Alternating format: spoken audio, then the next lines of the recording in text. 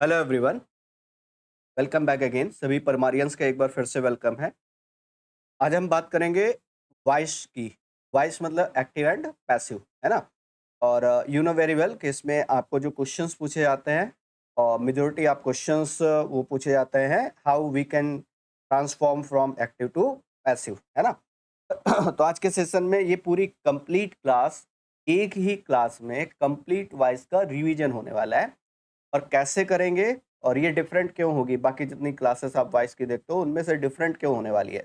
एक तो इस वजह से क्योंकि इसमें रिसेंट 3 to 4 ईयर्स के जो भी जितने भी क्वेश्चंस हैं उनमें जो स्लाइटली थोड़े से डिफिकल्ट हो सकते हैं उनको इंक्लूड किया है इस क्लास में, है ना।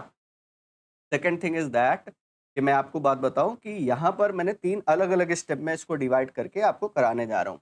जैसे पहला स्टेप जो है वो है आपका ये स्पॉटिंग एरर का। सेकंड क्या है, how we can transform from active to passive और पैसिव टू एक्टिव, वाला एक्टिव से पैसिव कैसे बदलोगे या पैसिव से एक्टिव कैसे बदलोगे और वो ट्रांसफॉर्मेशन कैसे होगा वो सीखेंगे। और थर्ड वन इज दैट वो है आपका सेंटेंस इम्प्रूवमेंट, है ना। अब देखो मैं एक ऑनेस्टली आई एम सेइंग, जब आप वॉइस सॉल्व करते हो ना तो आप केवल ये वाला स्टेप पढ़ते हो, ये सेकंड वाला। हालांकि ये बात भी, इस बात से भी मैं डिनाई नहीं कर सकता कि जो मेजर क्वेश्चंस आते हैं वो आपके यहीं से आते हैं ट्रांसफॉर्मेशन से। लेकिन आप इसको भी अंडर एस्टिमेट नहीं कर सकते कि इससे स्पॉटिंग एरर के क्वेश्चन बनते हैं, इससे भी आपके सेंटेंस इंप्रूवमेंट के क्वेश्चन बनते हैं। एक और टॉपिक जो मैंने यहाँ पर सेलेक्ट नहीं किया है that is fill in the blank, FIB, है ना। और इन सभी को पढ़ने से पहले हम लोग क्या कवर करेंगे, इसका बेसिक, है ना। कि जो वॉइस, ये जो आप पढ़ोगे ना एक्टिव से पैसिव जो ट्रांसफॉर्मेशन वाला है, ये तो मिली सेकंडों वाले क्वेश्चन है। आप क्वेश्चन देखोगे तुरंत सॉल्व करोगे, क्वेश्चन देखोगे देन एंड देयर सॉल्व करते हुए चले जाओगे। आपको अगर जो सबसे इम्पोर्टेंट बातें हैं, जो की पॉइंट्स हैं, वो अगर आपको क्लियर हैं, तो फिर इसमें कहीं प्रॉब्लम नहीं आने वाली है, ठीक है। अब चलते हैं, स्टार्ट करते हैं। और बिफोर गोइंग टू स्टार्ट मैं आपको एक बढ़िया सा क्वेश्चन पुट अप कर रहा हूँ आपके लिए। Who is she appreciated. अब पता है, आप कहोगे कि सर स्पॉटिंग एरर के क्वेश्चंस कैसे आते हैं वॉइस से, तो सर इस तरीके से आते हैं। यहाँ पर ABCD पार्ट में डिवाइड है और आपको बताना है कि इसमें किस पार्ट में प्रॉब्लम है और वो प्रॉब्लम है क्या। एक बार जस्ट थिंक अबाउट इट, है ना। अब मैं सारी चीज़ें सॉल्व कराने से पहले आपको थोड़ा-सा ब्रीफ कर देता हूँ पहले वॉइस के बारे में, सो दैट आप चीज़ें अच्छे से रिकॉल कर पाएँ मेरे साथ-साथ, है ना? क्वेश्चंस को अच्छे से सॉल्व कर पाएँ। एक काम करते हैं, अब मैं आपको बताने जा रहा हूँ वॉइस का बेसिक। पहले हम वॉइस के बेसिक की तरफ देख लेते हैं। वॉइस का बेसिक जो है, देखो एक टेबल मैं आपको डिज़ाइन करने वाला हूँ यहाँ पर, और यू नो वेरी वेल कि टेंस का सबसे इम्पोर्टेंट रोल है। जब आप वॉइस और नरेशन पढ़ते हो, है ना? तो टेंस का बहुत मेजर रोल होता है इसमें। तो मैं ये अज्यूम करके चल रहा हूँ कि आपको टेंस क्लियर है। आप टेंस अच्छे से आइडेंटिफ़ाई कर लेते हैं। ऐसा मैं अज्यूम करके चल रहा हूँ, ठीक है? अब दूसरी बात एक और, देखो वॉइस और नरेशन में अगर एग्ज़ामिनर चाहे, तो ऐसे क्वेश्चन सेट कर सकता है कि आप उनको हिला भी नहीं पाओगे। लेकिन क्योंकि आपको क्या करना होता है, we have multiple choice questions, है ना? MCQs होते हैं, तो आप क्या करते हो उनमें एलिमिनेट कर लेते हो, इसलिए वो ईज़ियर हो जाते हैं आपके लिए। तो देखो वॉइस को सॉल्व करने के लिए ये टेबल जो है ये सबसे इम्पोर्टेंट टेबल है। पहले इसको, इस टेबल को समझते हैं हम। जैसे सबसे पहले मैंने कहा कि अगर V1 दिया गया है, या V1 के साथ एस या ES, है ना? या फिर डू डच के साथ V1 है, तो आप पैसिव वॉइस में किसमें कन्वर्ट करेंगे? ये जो टेबल अभी डिज़ाइन करने जा रहे हैं, ये वेरी वेरी मोस्ट इम्पोर्टेंट है, क्योंकि आप ये देखेंगे 70 टू 80% जो क्वेश्चंस हैं, वो यहीं से सॉल्व होंगे आपके, है ना? इसके बाद मैंने कहा V2 है, V2 के अलावा डिड प्लस V1 है, इस केस में आप क्या करेंगे? सेकंड, थर्ड जो है वो ये है कि विल या सेल है और विल या सेल के साथ V1 है, तो आप पैसिव वॉइस कैसे बनाएँगे? इनडायरेक्टली आई एम सेइंग कि ये जो टेंसेस हैं ये इनडायरेक्टली इंडेफिनिट के टेंसेस हैं। इंडेफिनिट के टेंसेस का पैसिव वॉइस कैसे आप कन्वर्ट करेंगे? जैसे आपने डू डच के साथ या V1 के साथ SEIS 8 किया है, तो it means we are talking about present indefinite. V2 या डिड प्लस V1 के साथ डिड प्लस V1 यूज़ कर रहे हो, it means we are talking about past indefinite. तो यहाँ पर आप क्या करते हो? Is, am, are. Is, am, are के साथ वर्ब की थर्ड फॉर्म। ठीक है? यहाँ पर क्या करोगे आप? वॉज वर के साथ वॉज वर प्लस V3, है ना? और विल या शैल के साथ फर्स्ट फॉर्म, तो you know very well, will be oblique shall be के साथ वर्ब की शैल बी के साथ वर्ब की थर्ड फॉर्म। अब पता है ये क्वेश्चन से कैसे डिफाइन करता है? Just think about it. पता है क्या? ये क्वेश्चन कुछ ऐसे डिफाइन करेगा, आपको ऐसे देगा, पैटर्न समझना जरा। अब इसको स्पॉटिंग एरर के क्वेश्चन बनाने हैं, सर ऐसे करेगा, पता है क्या? ये इज लिखेगा, इज एम आर इसने लिखा, इसके साथ क्या करेगा? ऐसे लिखेगा, been plus V3। Is it correct? देखो जरा, क्या ये पैटर्न करेक्ट है? आप डायरेक्ट इज एम आर के साथ थर्ड फॉर्म लगाइए। ये बीन भी थर्ड फॉर्म है, तो ये तो अननेसेसरली हो गया। ये देखो क्वेश्चन का पॉइंट बन गया। जैसे एक और बात बताता हूँ मैं आपको, मैंने कहा ये ऐसे लिखा हुआ है, विल या सेल के साथ बी के साथ यहाँ पर ऐसे यूज करेगा आपको, और यहाँ पर लगा देगा हैव के साथ वर्ब की थर्ड फॉर्म। ये लो क्वेश्चन का पॉइंट है। तो इस तरीके से क्वेश्चन वो अभी जैसे स्पॉटिंग एरर मिलेंगे, तो वहाँ पर आप सही तरीके से डायग्नोज कर पाओगे कि हाँ, इस तरीके, बस इस इंडेफिनेट वाले को स्पेशली आप लर्न कर लेना, क्योंकि इसी को लर्न करना पड़ेगा। बाकी कॉन्टिन्यूअस परफेक्ट जो है वो इजियर हैं इसकी अपेक्षा, है ना? तो present indefinite is am are के साथ third form, past indefinite was were के साथ V3, और विल या सेल के साथ फर्स्ट फॉर्म, विल बी या सेल बी के साथ थर्ड फॉर्म। अब चलते हैं सर सेकंड स्टेप में। Second step that is past continuous के बारे में बात करेंगे। तो आपने कहा sir is am are plus ING, और was oblique were plus ING मतलब कॉन्टिन्यूअस। और कॉन्टिन्यूअस में एक ही पॉइंट आपको याद रखना है कि सर जो भी वर्ब हैं उनके साथ हम क्या करेंगे? बीइंग का यूज करेंगे। तो आप ऐसे डिफाइन करेंगे, is am are plus being plus verb की थर्ड फॉर्म। और यहाँ पर क्या है? वॉज वर के साथ बीइंग प्लस वर्ब की थर्ड फॉर्म। ये बैकबोन है, ये जो टेबल मैं आपको बता रहा हूँ, ये पूरे वॉइस की बैकबोन है, ये कॉन्टिन्यूअस। तो कॉन्टिन्यूअस, फ्यूचर कॉन्टिन्यूअस का पैसिव वॉइस बनता नहीं है, तो हम उसके बारे में बात नहीं करेंगे। तो कॉन्टिन्यूअस में बस इतना याद रखना है कि जो भी हेल्पिंग वर्ब है उसमें बीइंग लगा देना है। और पैसिव वॉइस है तो थर्ड फॉर्म तो वैसे भी यूज करोगे आप, तो being plus third form direct आप इसमें मेमोराइज कर सकते हो। अब चलते हैं सर परफेक्ट वाले पे। परफेक्ट में क्या होगा? आप कहते हो सर हैज या हैव के साथ वर्ब की थर्ड फॉर्म, या फिर हैड के साथ V3, या फिर सर विल या शैल हैव के साथ वर्ब की थर्ड फॉर्म। अब इनको आपको कन्वर्ट करना है ना? तो आप क्या करोगे? इनमें जो भी हेल्पिंग वर्ब है उनके साथ क्या करोगे? बीन लगाओगे, और बीन के साथ वर्ब की थर्ड फॉर्म। कॉन्टिन्यूअस है तो बीइंग आ रहा था, परफेक्ट है तो फिर बीन के साथ जा रहा है, BEEN प्लस V3। ये किसका हो गया सर? ये परफेक्ट वाला स्ट्रक्चर हो गया। परफेक्ट वाले में क्या करना है? सिंपली हमें हैज़ हैव के साथ V3 और बीन लगा करके प्लस V3, है ना? वो परफेक्ट का कोई भी हो, बस इतना याद रखना है, बीन प्लस वर्ब की थर्ड फॉर्म। ये प्रेजेंट परफेक्ट है, ये पास्ट परफेक्ट है, और ये फ्यूचर परफेक्ट है ना? परफेक्ट कॉन्टिन्यूअस का पैसिव वॉइस नहीं बनता।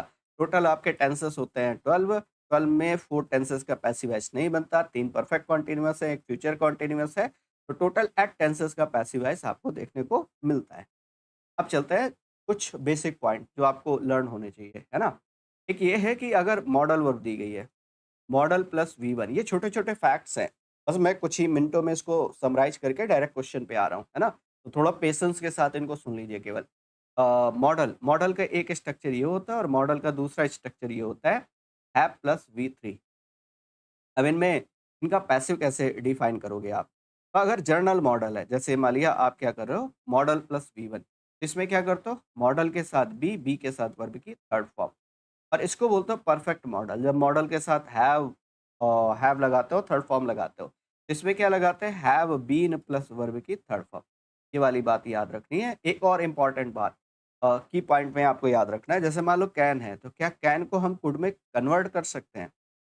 जी नहीं। जैसे मे है, क्या मे को हम माइट में कन्वर्ट कर सकते हैं? जी नहीं। तो ये ध्यान रखना, जो मॉडल है वही मॉडल यूज़ की जाएगी।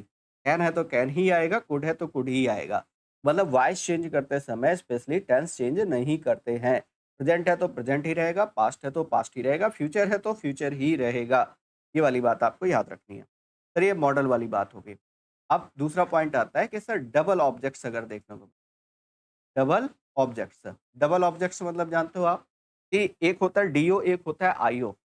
डीओ का मतलब डायरेक्ट ऑब्जेक्ट, आईओ का मतलब होता है इनडायरेक्ट ऑब्जेक्ट। अब आप दोनों में से किसी को भी सब्जेक्ट बना करके यूज कर सकते हो। जैसे एक एग्जांपल से मैं आपको समझाता हूँ। देखो, मैंने कहा I taught you a lesson, I taught you a lesson. अच्छा, जो वर्ब से व्हाट का रिप्लाई होते हैं उनको हम डायरेक्ट ऑब्जेक्ट बोलते हैं। जो वर्ब से whom का रिप्लाई होते हैं वो इनडायरेक्ट। ये किसका रिप्लाई है? वर्ब से व्हाट का। ये वर्ब से किसका रिप्लाई है? whom का। आई टॉट, आई सब्जेक्ट है, टॉट वर्ब है। आई टॉट व्हाट, व्हाट का आंसर जो आएगा that will be a lesson, ये डीओ बन गया। और आई टॉट whom मतलब किसको? ये बन गया इनडायरेक्ट ऑब्जेक्ट बना। अब जब आप पैसिव बनाओगे, देखो जैसे पहले मैंने इसको लिया अलेशन, क्या टॉट सेकंड फॉर्म में तो क्या लगाओगे? Was taught, elation was taught. अब जब आप पैसिव बना रहे हो और डायरेक्ट ऑब्जेक्ट पहले आ गया, इनडायरेक्ट ऑब्जेक्ट को वर्ब के तुरंत बाद रखना है, वो भी टू के साथ रखना है। ये वाली बात याद रखनी है। टॉट टू यू बाय मी, ये आपका करेक्ट आंसर होगा।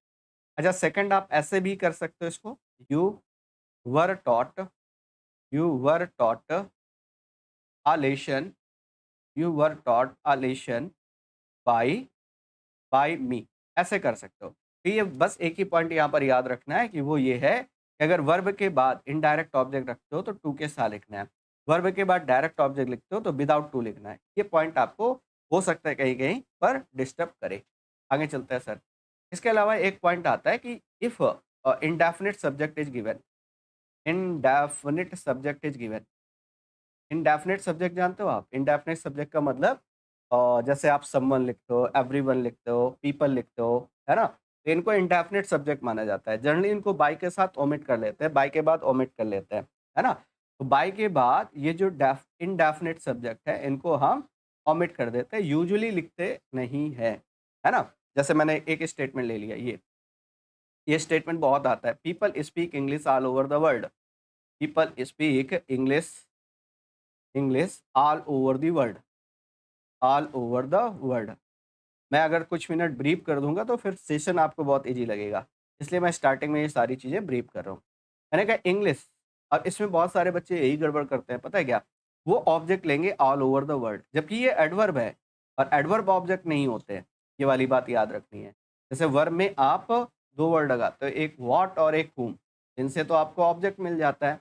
लेकिन वर्ब में अगर आप ये वाले वर्ड लगाते हो हाउ, व्हेन और where, how, when and where, कोई एक्शन कब हुआ, कहाँ हुआ, कैसे हुआ, इनसे आपको एडवर्बियल्स मिलते हैं, है ना? तो जितने एडवर्बियल्स होते हैं वो बेसिकली ऑब्जेक्ट नहीं होते हैं, वो ऑब्जेक्ट की कैटेगरी में कंसीडर नहीं किए जाएंगे। ठीक है? तो ये वाली बात आपको याद रखनी है। यहाँ पर ऑल ओवर द वर्ल्ड जो है ये आपका ऑब्जेक्ट नहीं है, ये एडवर्बियल्स है। एडवर्बियल्स ऑब्जेक्ट नहीं होते हैं। तो यहाँ पर किससे स्टार्ट करोगे? इंग्लिश से। English is spoken, English is spoken all over the world, spoken all over the world. एक और पॉइंट कि आपको कहीं-कहीं ऐसा भी मिलेगा कि इंडेफिनिट ऑब्जेक्ट है। अब जैसे बाय बाय पीपल मैंने नहीं लिखा यहाँ पर, आपको भी नहीं लिखना है। लेकिन कई बार आपको ऐसा मिलेगा, ये वाली बात याद रखनी है कि कई बार ऐसा मिलेगा कि जब आप एक्टिव से पैसिव बना रहे होगे और वो पता है जो 4 ऑप्शंस दिए हैं, सभी में वो बाय पीपल लिख रहा है या बाय एवरीवन लिख रहा है। तो फिर प्रॉब्लम कुछ और है। फिर उसमें आपको स्टिक होकर के नहीं बैठ जाना है कि नहीं भाई ये तो रॉन्ग ही है, ये तो गलत ही हो गया, ऐसा नहीं है।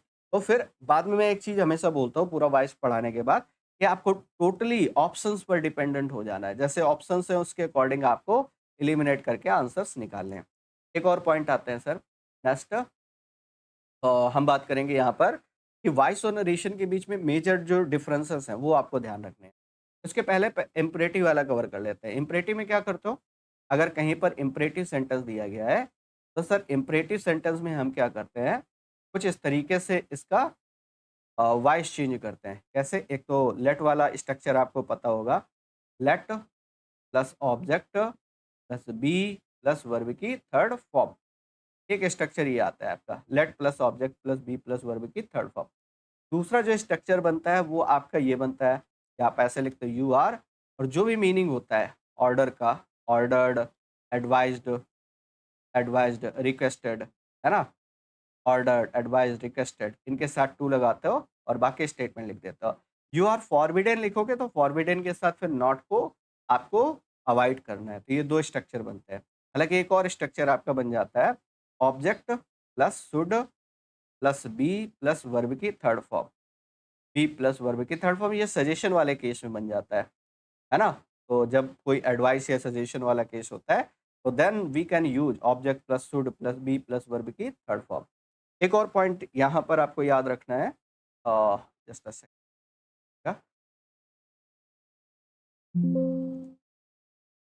यहाँ पर कुछ पॉइंट और हम ऐड करके मैं आपको बता दूँ, फिर बस 2 मिनट में स्टार्ट करते हैं अभी सेशन। आई मीन क्वेश्चन से स्टार्ट करते हैं। देखो, यहाँ पर क्या है कि अगर कोई इंट्रोगेटिव सेंटेंस है, एक इंट्रोगेटिव सेंटेंस जो है, उसका पैसिव वॉइस भी इंट्रोगेटिव होना चाहिए। ये वाली बात आपको याद रखनी है कि आपको सेंटेंस का पैटर्न चेंज नहीं करना है। इंट्रोगेटिव है तो उसका पैसिव, यहाँ एक्टिव है, यहाँ पर पैसिव है। तो एक इंट्रोगेटिव सेंटेंस का पैसिव भी कैसा होना चाहिए? इंट्रोगेटिव होना, है ना? वॉइस और नरेशन के बीच में क्या-क्या डिफरेंसेस हैं वो आप देख लीजिए। क्योंकि मेजर जो आप प्रॉब्लम क्रिएट करेंगे वो यहाँ पर क्रिएट करेंगे। वो ये है कि सर वॉइस में टेंस चेंजेस नहीं होते हैं। वॉइस में टेंस चेंजेस नहीं होते, नरेशन में हो जाते हैं अगर मेन वर्ब पास्ट है तो। सेकंड, इसमें अदर वर्ड्स चेंज नहीं होते। अदर वर्ड्स चेंज नहीं होते। यहाँ पर अदर वर्ड्स चेंज हो जाते हैं। अदर वर्ड्स मतलब जैसे दिस का, दैट, दीज का, दोज, हियर, देयर, है ना? एगो, बिफोर, है ना? नाउ, देन, इस तरीके से। और एक और स्टेप आता है कि इसमें सेंटेंस का स्ट्रक्चर चेंज नहीं होता।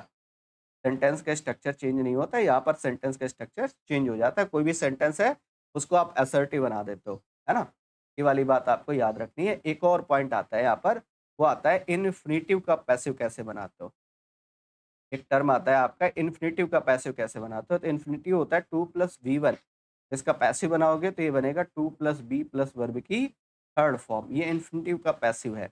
एक और पॉइंट मैं यहाँ पर एड ऑन कर देता हूँ कि वो है इट्स टाइम। इससे रिलेटेड क्वेश्चन बन जाता है। इट्स टाइम से रिलेटेड सेंटेंस का पैसिव कैसे बनाओगे? तो आपको ऐसे बनाना है, इट्स टाइम के बाद फॉर के बाद ऑब्जेक्ट, ऑब्जेक्ट के बाद टू के बाद बी और बी के साथ वर्ब की थर्ड फॉर्म। ये आपका स्ट्रक्चर बेसिकली बनता है ना? जैसे एक स्टेटमेंट मैं आपको देता हूँ यहीं पर, मैंने कहा it's time to close the office. It's time to close the office. It's time to close the office, है ना? अब आपने कहा कि सर सिंपली इसको कैसे कन्वर्ट करोगे आप? आपने कहा सबसे पहले इट्स टाइम आ गया, फिर ये एक्टिव था, ये पैसिव है। आपने कहा इट्स टाइम लिख लिया, इट्स टाइम के बाद क्या आ गया? फॉर आ गया, फॉर के बाद ऑब्जेक्ट आएगा, ऑब्जेक्ट आ जाएगा द ऑफिस और यहाँ पर आ जाएगा टू बी क्लोज्ड। ये कुछ बेसिक पॉइंट थे जो मुझे स्टार्टिंग में आपको बताने थे। अब मैं क्वेश्चन की तरफ चल रहा हूँ और डायरेक्ट जहाँ पर जो पॉइंट मिलते जाएँगे वहीं पर मैं आपको एक्सप्लेन करते हुए चलूँगा, है ना? तो जो मेनली बातें थे, मेजर बातें थी वो मैंने स्टार्टिंग में आपको समझा रखी हैं। और ये जो टेबल मैंने बताई है स्टार्टिंग में, ये बहुत इंपॉर्टेंट है मेरे भाई। ये जो टेबल आपने यहाँ पर देखी, ये जो टेबल है ये बहुत इंपॉर्टेंट है। इसको बहुत अच्छे से क्रेम कर लीजिएगा कि परफेक्ट वाले में being plus third form, continuous वाले में बीइंग प्लस थर्ड फॉर्म और इंडेफिनिट वाले में आपको लर्न करने पड़ेंगे। इज एम आर के साथ थर्ड फॉर्म, वॉज वर के साथ third form, will B shall be के साथ थर्ड फॉर्म। अब ये क्वेश्चन देखो बच्चा मेरे भाई, कह रहा हु इज सी एप्रिशिएटेड। अच्छा, वो हु वाले टर्म मैंने अभी नहीं समझाया है, वो क्वेश्चन जहाँ पर मिलेगा वहीं पर समझ लेंगे। अच्छा, एक चीज़ समझो, यहाँ पर इज के साथ थर्ड फॉर्म आ रहा है, इज के साथ थर्ड फॉर्म आ रही है। तो यू नो वेरी वेल कि आप ये वाली बात जानते हो कि is am are plus V3 इसका मतलब ये पैसिव होता है। और एक और बात जो इंटरेस्टिंग बात है, पता है क्या? जब आप हु वाले सेंटेंसेस का पैसिव बनाते हो तो आप कुछ ऐसे बनाते हो, पता है? By whom, by whom plus helping verb plus object, इसके बाद क्या आ जाता है? वर्ब की थर्ड फॉर्म। ये तो हु वाले का आई हुम से बना रहे हो आप। आप अगर हु से बनाना चाहोगे तो आप ऐसे लिखोगे, who plus helping verb plus object plus verb की third form and by. Last में बाय पर स्किप करोगे आप, है ना? ये वाला टर्म। यहाँ पर अगर देखोगे तो who is she appreciated by, this will be your correct statement है। यहाँ पर बाय मिसिंग है तो पार्ट नंबर जो इनकरेक्ट है दैट विल बी थर्ड। अब चलते हैं डायरेक्ट क्वेश्चन पे। ये कुछ बातें मुझे इस इनिशियल स्टेज में ब्रीफ करनी थी, मैंने ब्रीफ कर दी, बता दी। अब डायरेक्ट क्वेश्चन पे आते हैं। अब पहले स्पॉटिंग एरर सॉल्व करेंगे सर। अब मैं आराम-आराम से लेकर के चलूँगा। अब पहले स्पॉटिंग एरर सॉल्व करेंगे।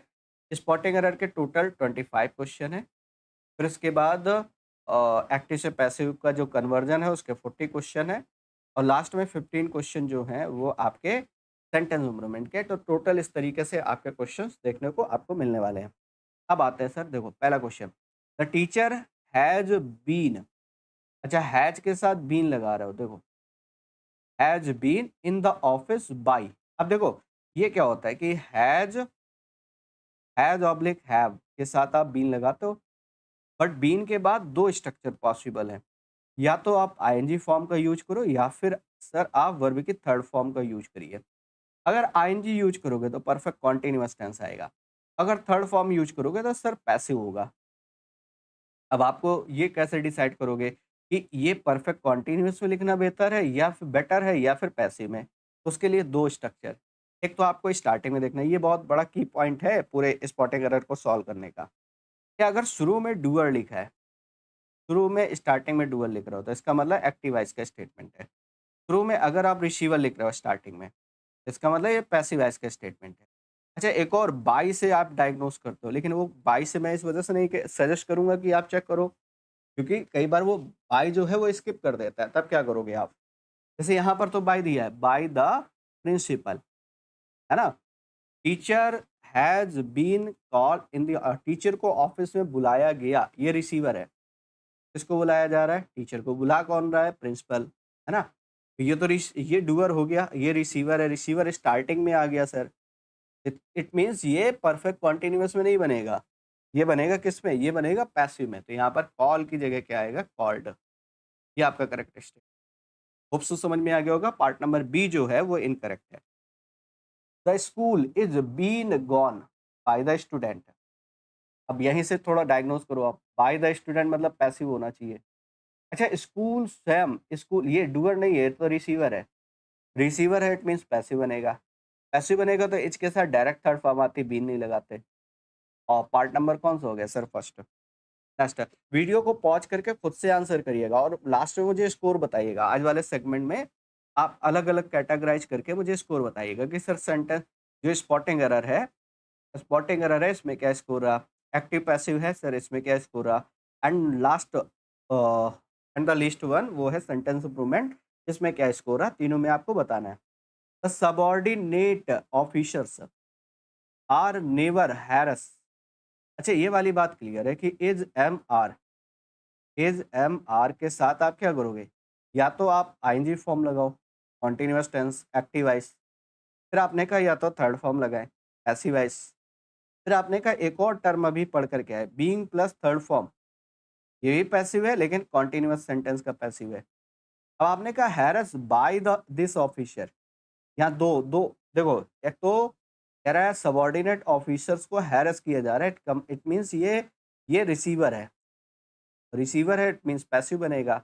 यहाँ से भी डायग्नोज कर रहे हो कि बाय दिस ऑफिसर, कह रहा है इस ऑफिसर के द्वारा सबॉर्डिनेट ऑफिसर्स को हैरस किया जा रहा है ना? जो सबॉर्डिनेट ऑफिसर्स है उनको कभी भी हैरस नहीं किया जाता है, ये वाली बात कह रहा है।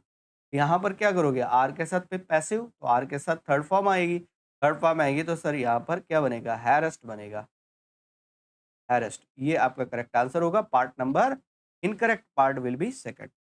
नेक्स्ट, ऐसे चेक करने हैं आपको स्टेटमेंट।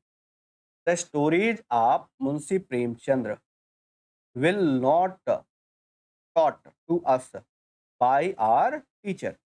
तो कह रहा है जो मुंशी प्रेमचंद्र की कहानियां हैं वो नहीं सुनाई जाएंगी हमें, किनके द्वारा? बाय आवर टीचर, एक तो यहाँ से डायग्नोस कर रहे हो कि पैसिव है ना? दूसरा एक और मिस्टेक कि विल के साथ डायरेक्ट थर्ड फॉर्म लगा नहीं पाओगे। देखो विल या सेल के साथ क्या क्या स्ट्रक्चर यूज कर सकते हो, वो पूरे स्ट्रक्चर आपके बैक ऑफ द माइंड होने चाहिए। इनके साथ फर्स्ट फॉर्म, इंडेफिनेट टेंस। आपने कहा बी के साथ थर्ड फॉर्म, आपने कहा पैसिव। एक और स्ट्रक्चर हैव के साथ third form plus ING, have के साथ थर्ड फॉर्म कौन सा? Perfect tense. फिर आप ऐसे लिखते हो कि हैव के साथ बीन, बीन के साथ थर्ड फॉर्म, आप कहते हो ये परफेक्ट हो गया, ये पैसिव हो गया। तो पूरे स्ट्रक्चर आपके माइंड में होने चाहिए। ये जैसे यहाँ पर देखो, विल के साथ वैसे भी डायरेक्ट सेकंड फॉर्म या थर्ड फॉर्म यूज नहीं कर पाओगे, दूसरा ये जो लिख रहा है ये सर रिसीवर लिख रहा है कि मुंशी प्रेमचंद की जो कहानियाँ हैं ये डूअर नहीं है, ठीक है? टॉट मतलब पढ़ाए जाने की बात कर रहा है। कह रहा है नहीं पढ़ाई जाएँगी, पढ़ाने वाला कौन है? आर टीचर ये डूअर हो गया, ये रिसीवर हो गया। इसका मतलब पैसिव बनेगा। पैसिव बनेगा तो will not be taught, be यहाँ पर मिसिंग है। पार्ट नंबर कौन सा हो जाएगा? Second. Have the stationery brought by the servant from the market. अब कह रहा है हैव द स्टेशनरी ब्रॉट, है ना? Bye the servant from the market. अच्छा यहाँ पर एक और प्रॉब्लम है। प्रॉब्लम क्या है कि यहाँ पर हैज होना चाहिए पहली बात। स्टेशनरी सिंगुलर है तो फिर आप हैज के साथ जाओगे, है ना? सेकंड थिंग इज़ दैट कि आपने कहा स्टेशनरी। अब यहाँ से देखो ज़रा, bye the servant it mean passive. ये डूअर हो गया ना, तो ये रिसीवर हो गया। रिसीवर हो गया तो इट मीन्स पैसिव बनेगा, तो has the stationery been bought, ये बन गया। बाकी मैच करते हुए चलिएगा क्या आप करेक्ट कर पा रहे हो। Next, get the letter not typed by the typist. बहुत बढ़िया क्वेश्चन, माइंड ब्लोइंग क्वेश्चन। अब पता है एक बच्चा क्या करेगा, देखो दोनों के आंसर्स जरा सोचना। एक बच्चा क्या करेगा, डिड है, वो कहेगा सर यहाँ पर टाइप कर लें, है ना? एक तो आंसर ये हो गया। एक दूसरा जो स्टूडेंट होगा वो ध्यान से पढ़ेगा। उसने कहा लेटर पहले आ गया, ये तो रिसीवर ही होगा, डूअर नहीं होगा। दूसरा बाय द टाइपिस्ट लिखा है, इसका मतलब ये डूअर है। ये बाय के साथ लिख रहा है, इट मीन्स पैसिव है। और पैसिव है तो डिड प्लस वी1 से तो पैसिव बनेगा नहीं, है ना? इट मीन्स यहाँ पर जो करेक्ट आंसर होगा मेरे भाई वो ये होगा, वॉज दिस लेटर टाइप्ड। ये करेक्ट आंसर होगा। अब देखो आपने सीधे-सीधे ये लर्न कर रखा है, डू, डज़, डिड या डायरेक्ट लिख देते हैं डिड प्लस वी1, डिड के साथ वी1 लगाते हैं। तो उसके अकॉर्डिंग तो करेक्ट हो गया, लेकिन आपको चेक करना है कि ये केवल एक्टिव वॉइस में बनता है। अगर इसका पैसिव बनाओगे तो पैसिव कैसे बनेगा सर? वाज़ वर के साथ थर्ड फॉर्म, ये आपका पैसिव का स्ट्रक्चर होगा। इट मीन्स ये करेक्ट आंसर होगा, was the letter not typed. Part number कौन सा हो गया? That will be second, sorry that will be first. ये वाला इनकरेक्ट है क्योंकि यहाँ पर डिड के प्लेस पर वाज होना चाहिए। Hope so are you getting my point? Are the voters not eluding during the elections? कह रहा are the voters not eluding during the elections. अब ये जो क्वेश्चन है ये इनकरेक्ट है। ये इनकरेक्ट है, उसका रीजन बता रहा हूँ। Are the voters not being in eluding, इनको इलूड नहीं किया जा रहा है, ये वाली बात। इलूड करने वाले कोई और रहेंगे, वो इंडेफिनिट सब्जेक्ट है जो बाई के बाद ओमिट कर दिया गया है यहाँ पर। इट मीन्स जो करेक्ट आंसर होगा that will be second. Match करिएगा आप, ठीक है? नेक्स्ट अनदर वन, इलूडिंग नहीं होगा, फिर इलूडेड होगा। ये इसको भी आपको रेक्टिफाई करना पड़ेगा, ये बनेगा eluded. Part number second. Next, were all the boys not being teach. अच्छा एक बात ऐसे ही चेक करो, वर के साथ बीइंग आ गया। अच्छा वर के साथ बीइंग आप तब लगाते हो जब पैसिव बनाते हो, और पैसिव वॉइस वाले में थर्ड फॉर्म आती है सर, टीच्ड आ जाएगा। यहाँ पर करेक्ट आंसर हो जाएगा teached, option number second. Next, will a doll not brought to me by my father. अच्छा यहाँ से गेस करो, by my father is passive. Passive तो विल अ डॉल नॉट, और वैसे भी विल के साथ डायरेक्ट सेकंड या थर्ड फॉर्म आप लगा नहीं पाओगे, इट मीन्स पैसिव। और डॉल क्या है? रिसीवर है ना? रिसीवर है, यहाँ पर ये डूअर है, माय फादर डूअर है। इट मीन्स इसको पैसिव बनाना है। पैसिव बनाना है तो will a doll not be. अब वो टेबल मैच कर सकते हो, अगर टेबल में प्रॉब्लम है तो आप उसको पेन डाउन करके सामने रख सकते हो, फिर आप मैच करते जाओ। अच्छा ये पैसिव में है, इस विल के साथ बी लगाएंगे तब थर्ड फॉर्म आएगी, तब पैसिव बनेगा। पार्ट नंबर कौन सा इनकरेक्ट हो गया sir? Second. Will the work not been completed till Monday. अब ये क्वेश्चन बहुत बेहतरीन है। अब एक बच्चा पता है इसमें क्या करेगा, कि वो ऐसे करेगा कि इस बीन को क्रॉस करके वो बी कर लेगा, अगर सेंटेंस करेक्ट हो गया। लेकिन यही क्वेश्चन अगर सेंटेंस इंप्रूवमेंट में दे देता, और फिर आपको पता है दो ऑप्शन देता, एक बी देता और एक बीन देता, फिर आप किसके साथ जाते? तो देखो दोनों से पैसिव बन जाएगा। अगर आप विल या सैल लगा रहे हो, विल या सैल लगा रहे हो, है ना? यहाँ पर डायरेक्ट बी लगाओगे थर्ड फॉर्म आ जाएगी। लेकिन जब आप बीन लगाओगे तो विल या शैल के बाद हैव प्लस बीन आना चाहिए। Have plus been plus verb की थर्ड फॉर्म। तो इट मीन अब यहाँ से थोड़ा-सा और क्लैरिटी मिल रही है, पता है क्या? ये देखो, टिल मंडे। अच्छा, टिल प्लस टाइम जब आप लिखते हो, तो क्या होता है टिल प्लस टाइम, वहाँ पर परफेक्ट बनता है। कौन सा टेंस बनेगा? परफेक्ट। और परफेक्ट में फिर परफेक्ट का पैसिव कैसे बनाओगे? ऐसे बनेगा, will have been plus third form. यहाँ पर जो करेक्ट आंसर होगा विल द वर्क, यहाँ पर बनेगा have not been part number first, ये करेक्ट आंसर होगा। ऐसे ट्रिकी क्वेश्चन भी बनेंगे आपके लिए। Where has the thief arrested by the police? By the police means, ये देखो यहाँ से पैसिव समझ में आ रहा है। क्यों? क्योंकि by plus by the police लिख रहे हैं मीन्स पैसिव हो गया। पैसिव हो गया तो आप शुरू का स्ट्रक्चर देखो, हैज अरेस्टेड, हैज के साथ थर्ड फॉर्म, इसका मतलब ये एक्टिव हो गया। पैसिव बनाओगे तो क्या आएगा? बीन आएगा।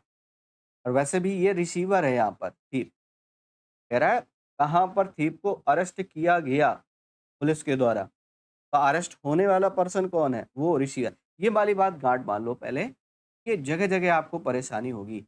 रिसीवर और डूअर, अगर रिसीवर पहले है तो याद रखना सेंटेंस पैसिव बनेगा, अगर डूअर पहले है तो सेंटेंस एक्टिव में बनेगा।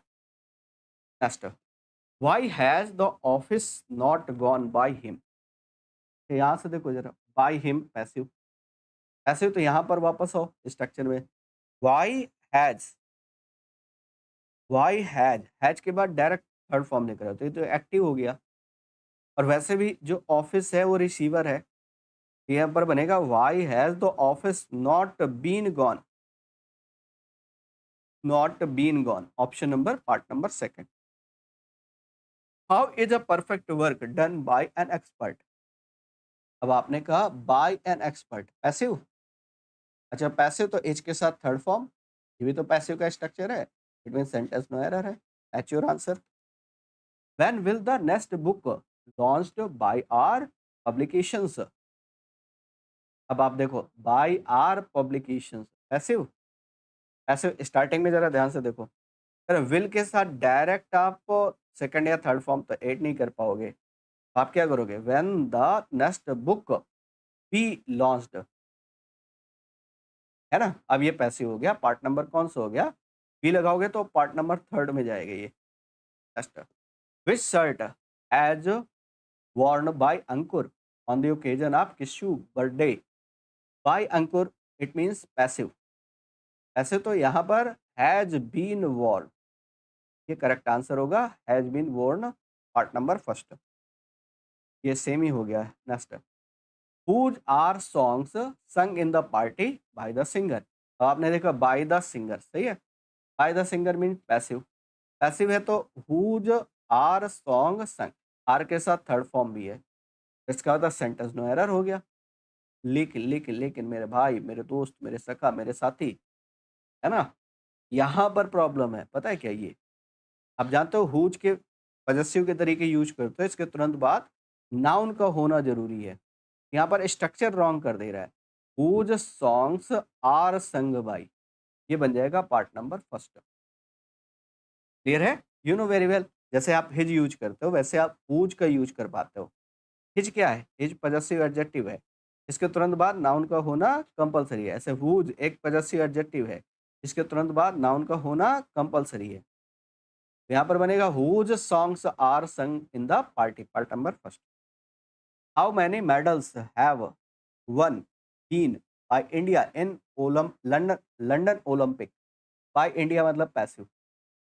अब यहाँ पर देखो क्या पैसिव है, हाउ मैनी मेडल्स, ये वाली बात तो सही हो गई। हैव वन, हैज हैव के साथ direct third form perfect tense, activise, तो यहाँ पर बनना लिखना पड़ेगा हैव बीन, सॉरी यहाँ पर बीन आएगा, हैव बीन वॉन, ये बनेगा। अब ये पैसिव बन गया। और ये जो है हाउ मैनी मेडल्स, ये क्या है? ये रिसीवर है। यहाँ से पता कर पा रहे हो कि पैसिव है, बाय के बाद डुअल लिख रहा हो तो ये पैसिव है ना? Next, how much grain is been spoiled every year by mismanagement of Indian government? और ये इस तरीके के क्वेश्चन बड़े इंपॉर्टेंट होते हैं। और आप डायग्नोस करना कि जब आप स्पॉटिंग एरर का क्वेश्चन सॉल्व करते हो, आप में से बहुत सारे बच्चे परेशान रहते हैं कि सर स्पॉटिंग एरर क्वेश्चन हमसे बनते ही नहीं है, सॉल्व ही नहीं होते हैं। मेरे भाई बनेंगे कैसे, ये वाली बात बताओ आप, कैसे बनेंगे? जब आपको टॉपिक वाइज आपकी एक्सपर्टीज नहीं होगी, है ना? तो क्वेश्चंस कैसे बनेंगे? तो पहले तो आपको टॉपिक वाइज सारे स्ट्रॉन्ग करने हैं, है ना? उनमें वॉइस और नरेशन के भी क्वेश्चन आते हैं। रिमेंबर इट कि आपको वॉइस और नरेशन के क्वेश्चंस भी स्पॉटिंग एरर और सेंटेंस इंप्रूवमेंट में देखने को मिलते हैं।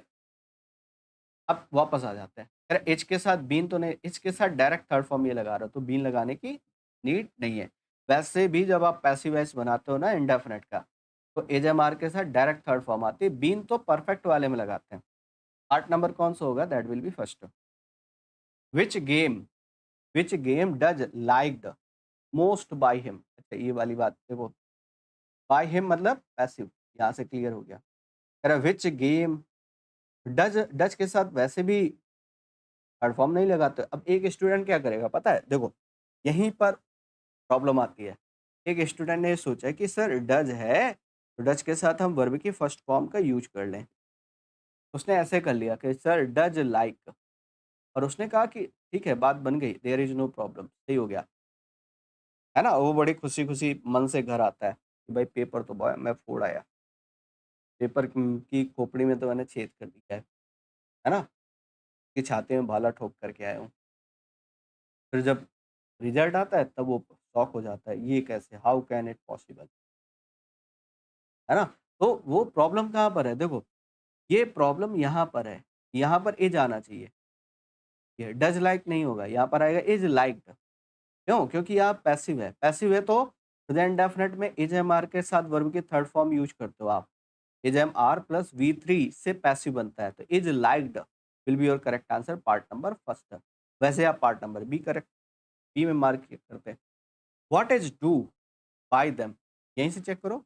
बाय देम मतलब passive, passive what is done by them, बन गया।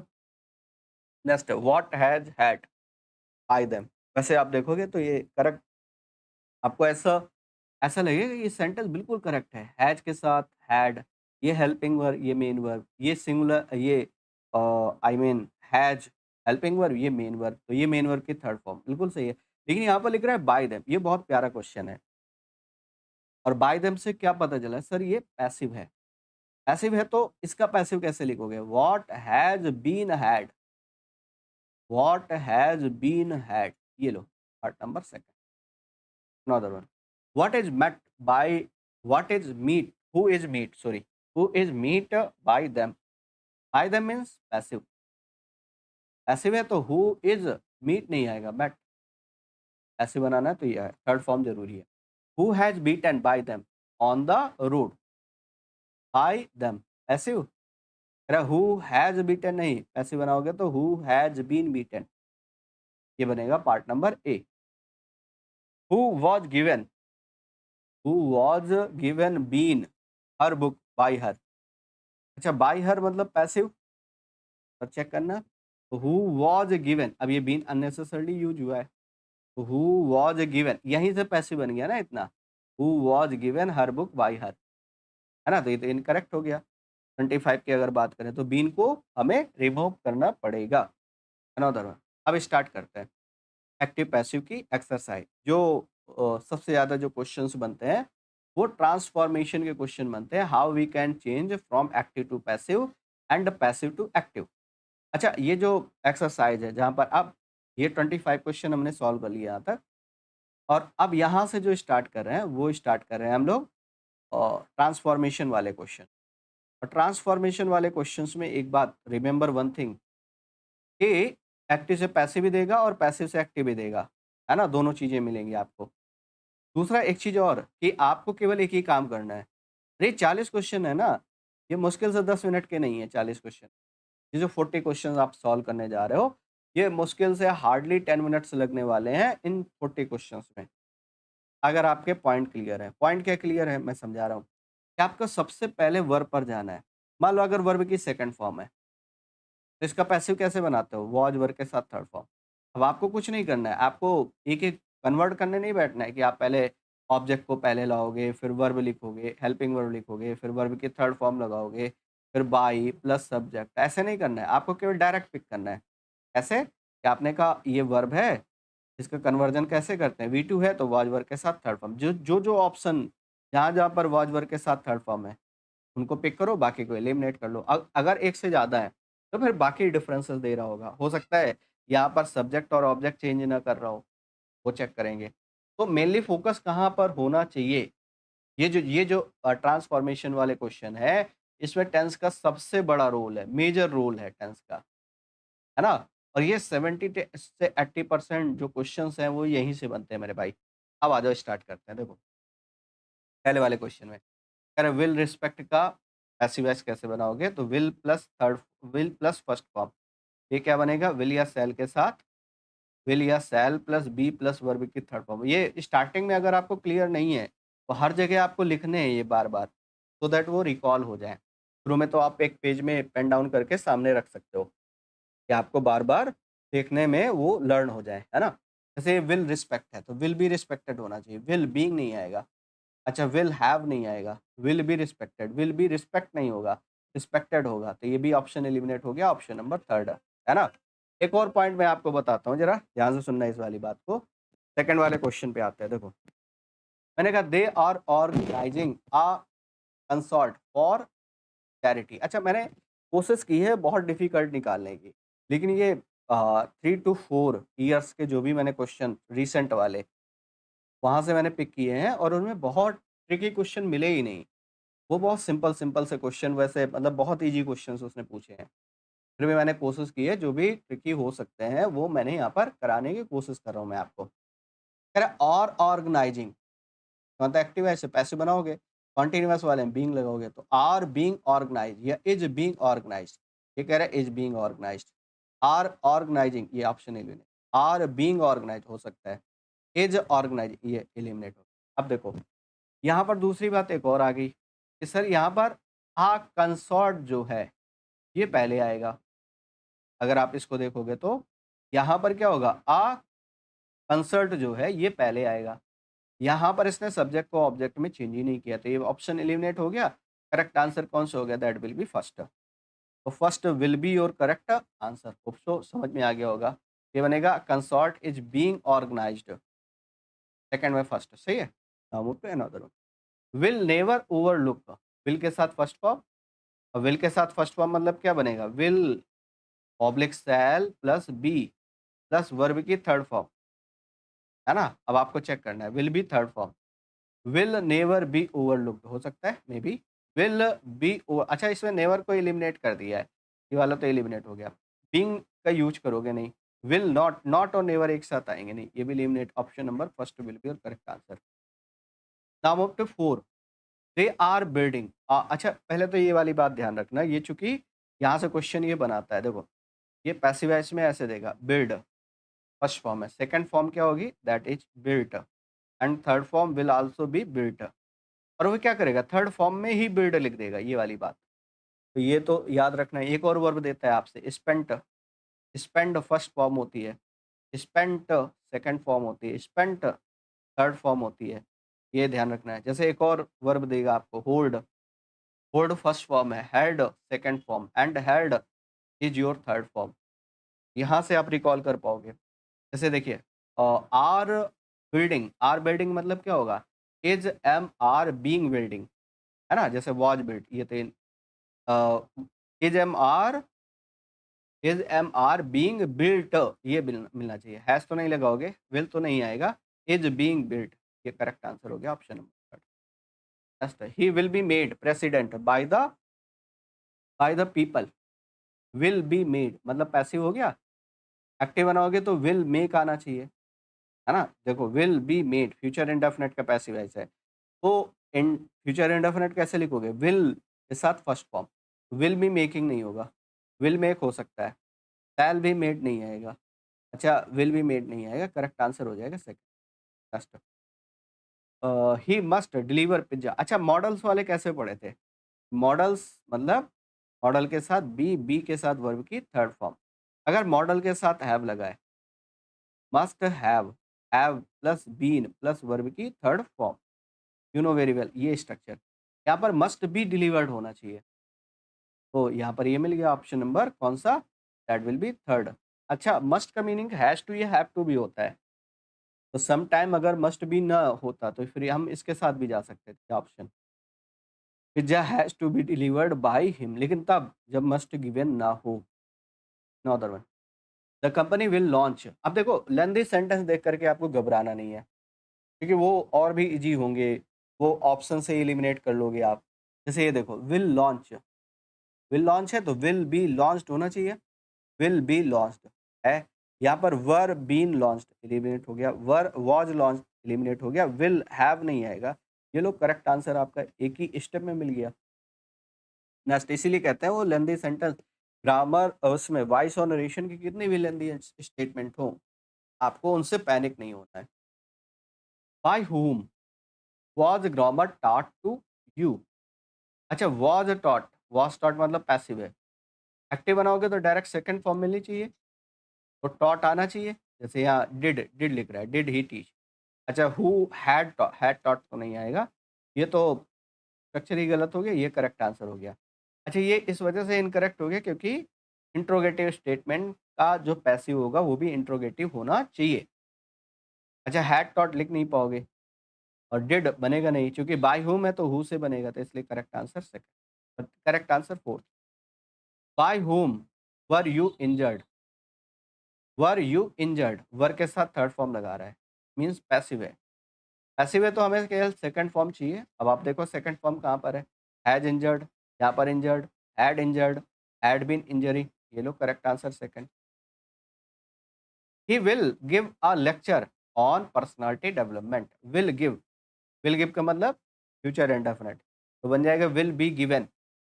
Will can be given eliminate हो गया, विल बी गिवन हो सकता है, विल बी गिवन हो सकता है, विल बी गिविंग नहीं होगा, ये इनकरेक्ट हो गया। अब इनमें दोनों दोनों में देखो, a lecture will be given और personality development, a lecture on personality development will be given by him. अच्छा, ही है तो बाय हिम भी लिखोगे वाली बात, तो करेक्ट आंसर हो जाएगा ऑप्शन नंबर थर्ड। चलिए, होप सो यहाँ तक सारे पॉइंट आपके क्लियर है। नेक्स्ट वाले में देखो, एक बार ट्राई करो आप।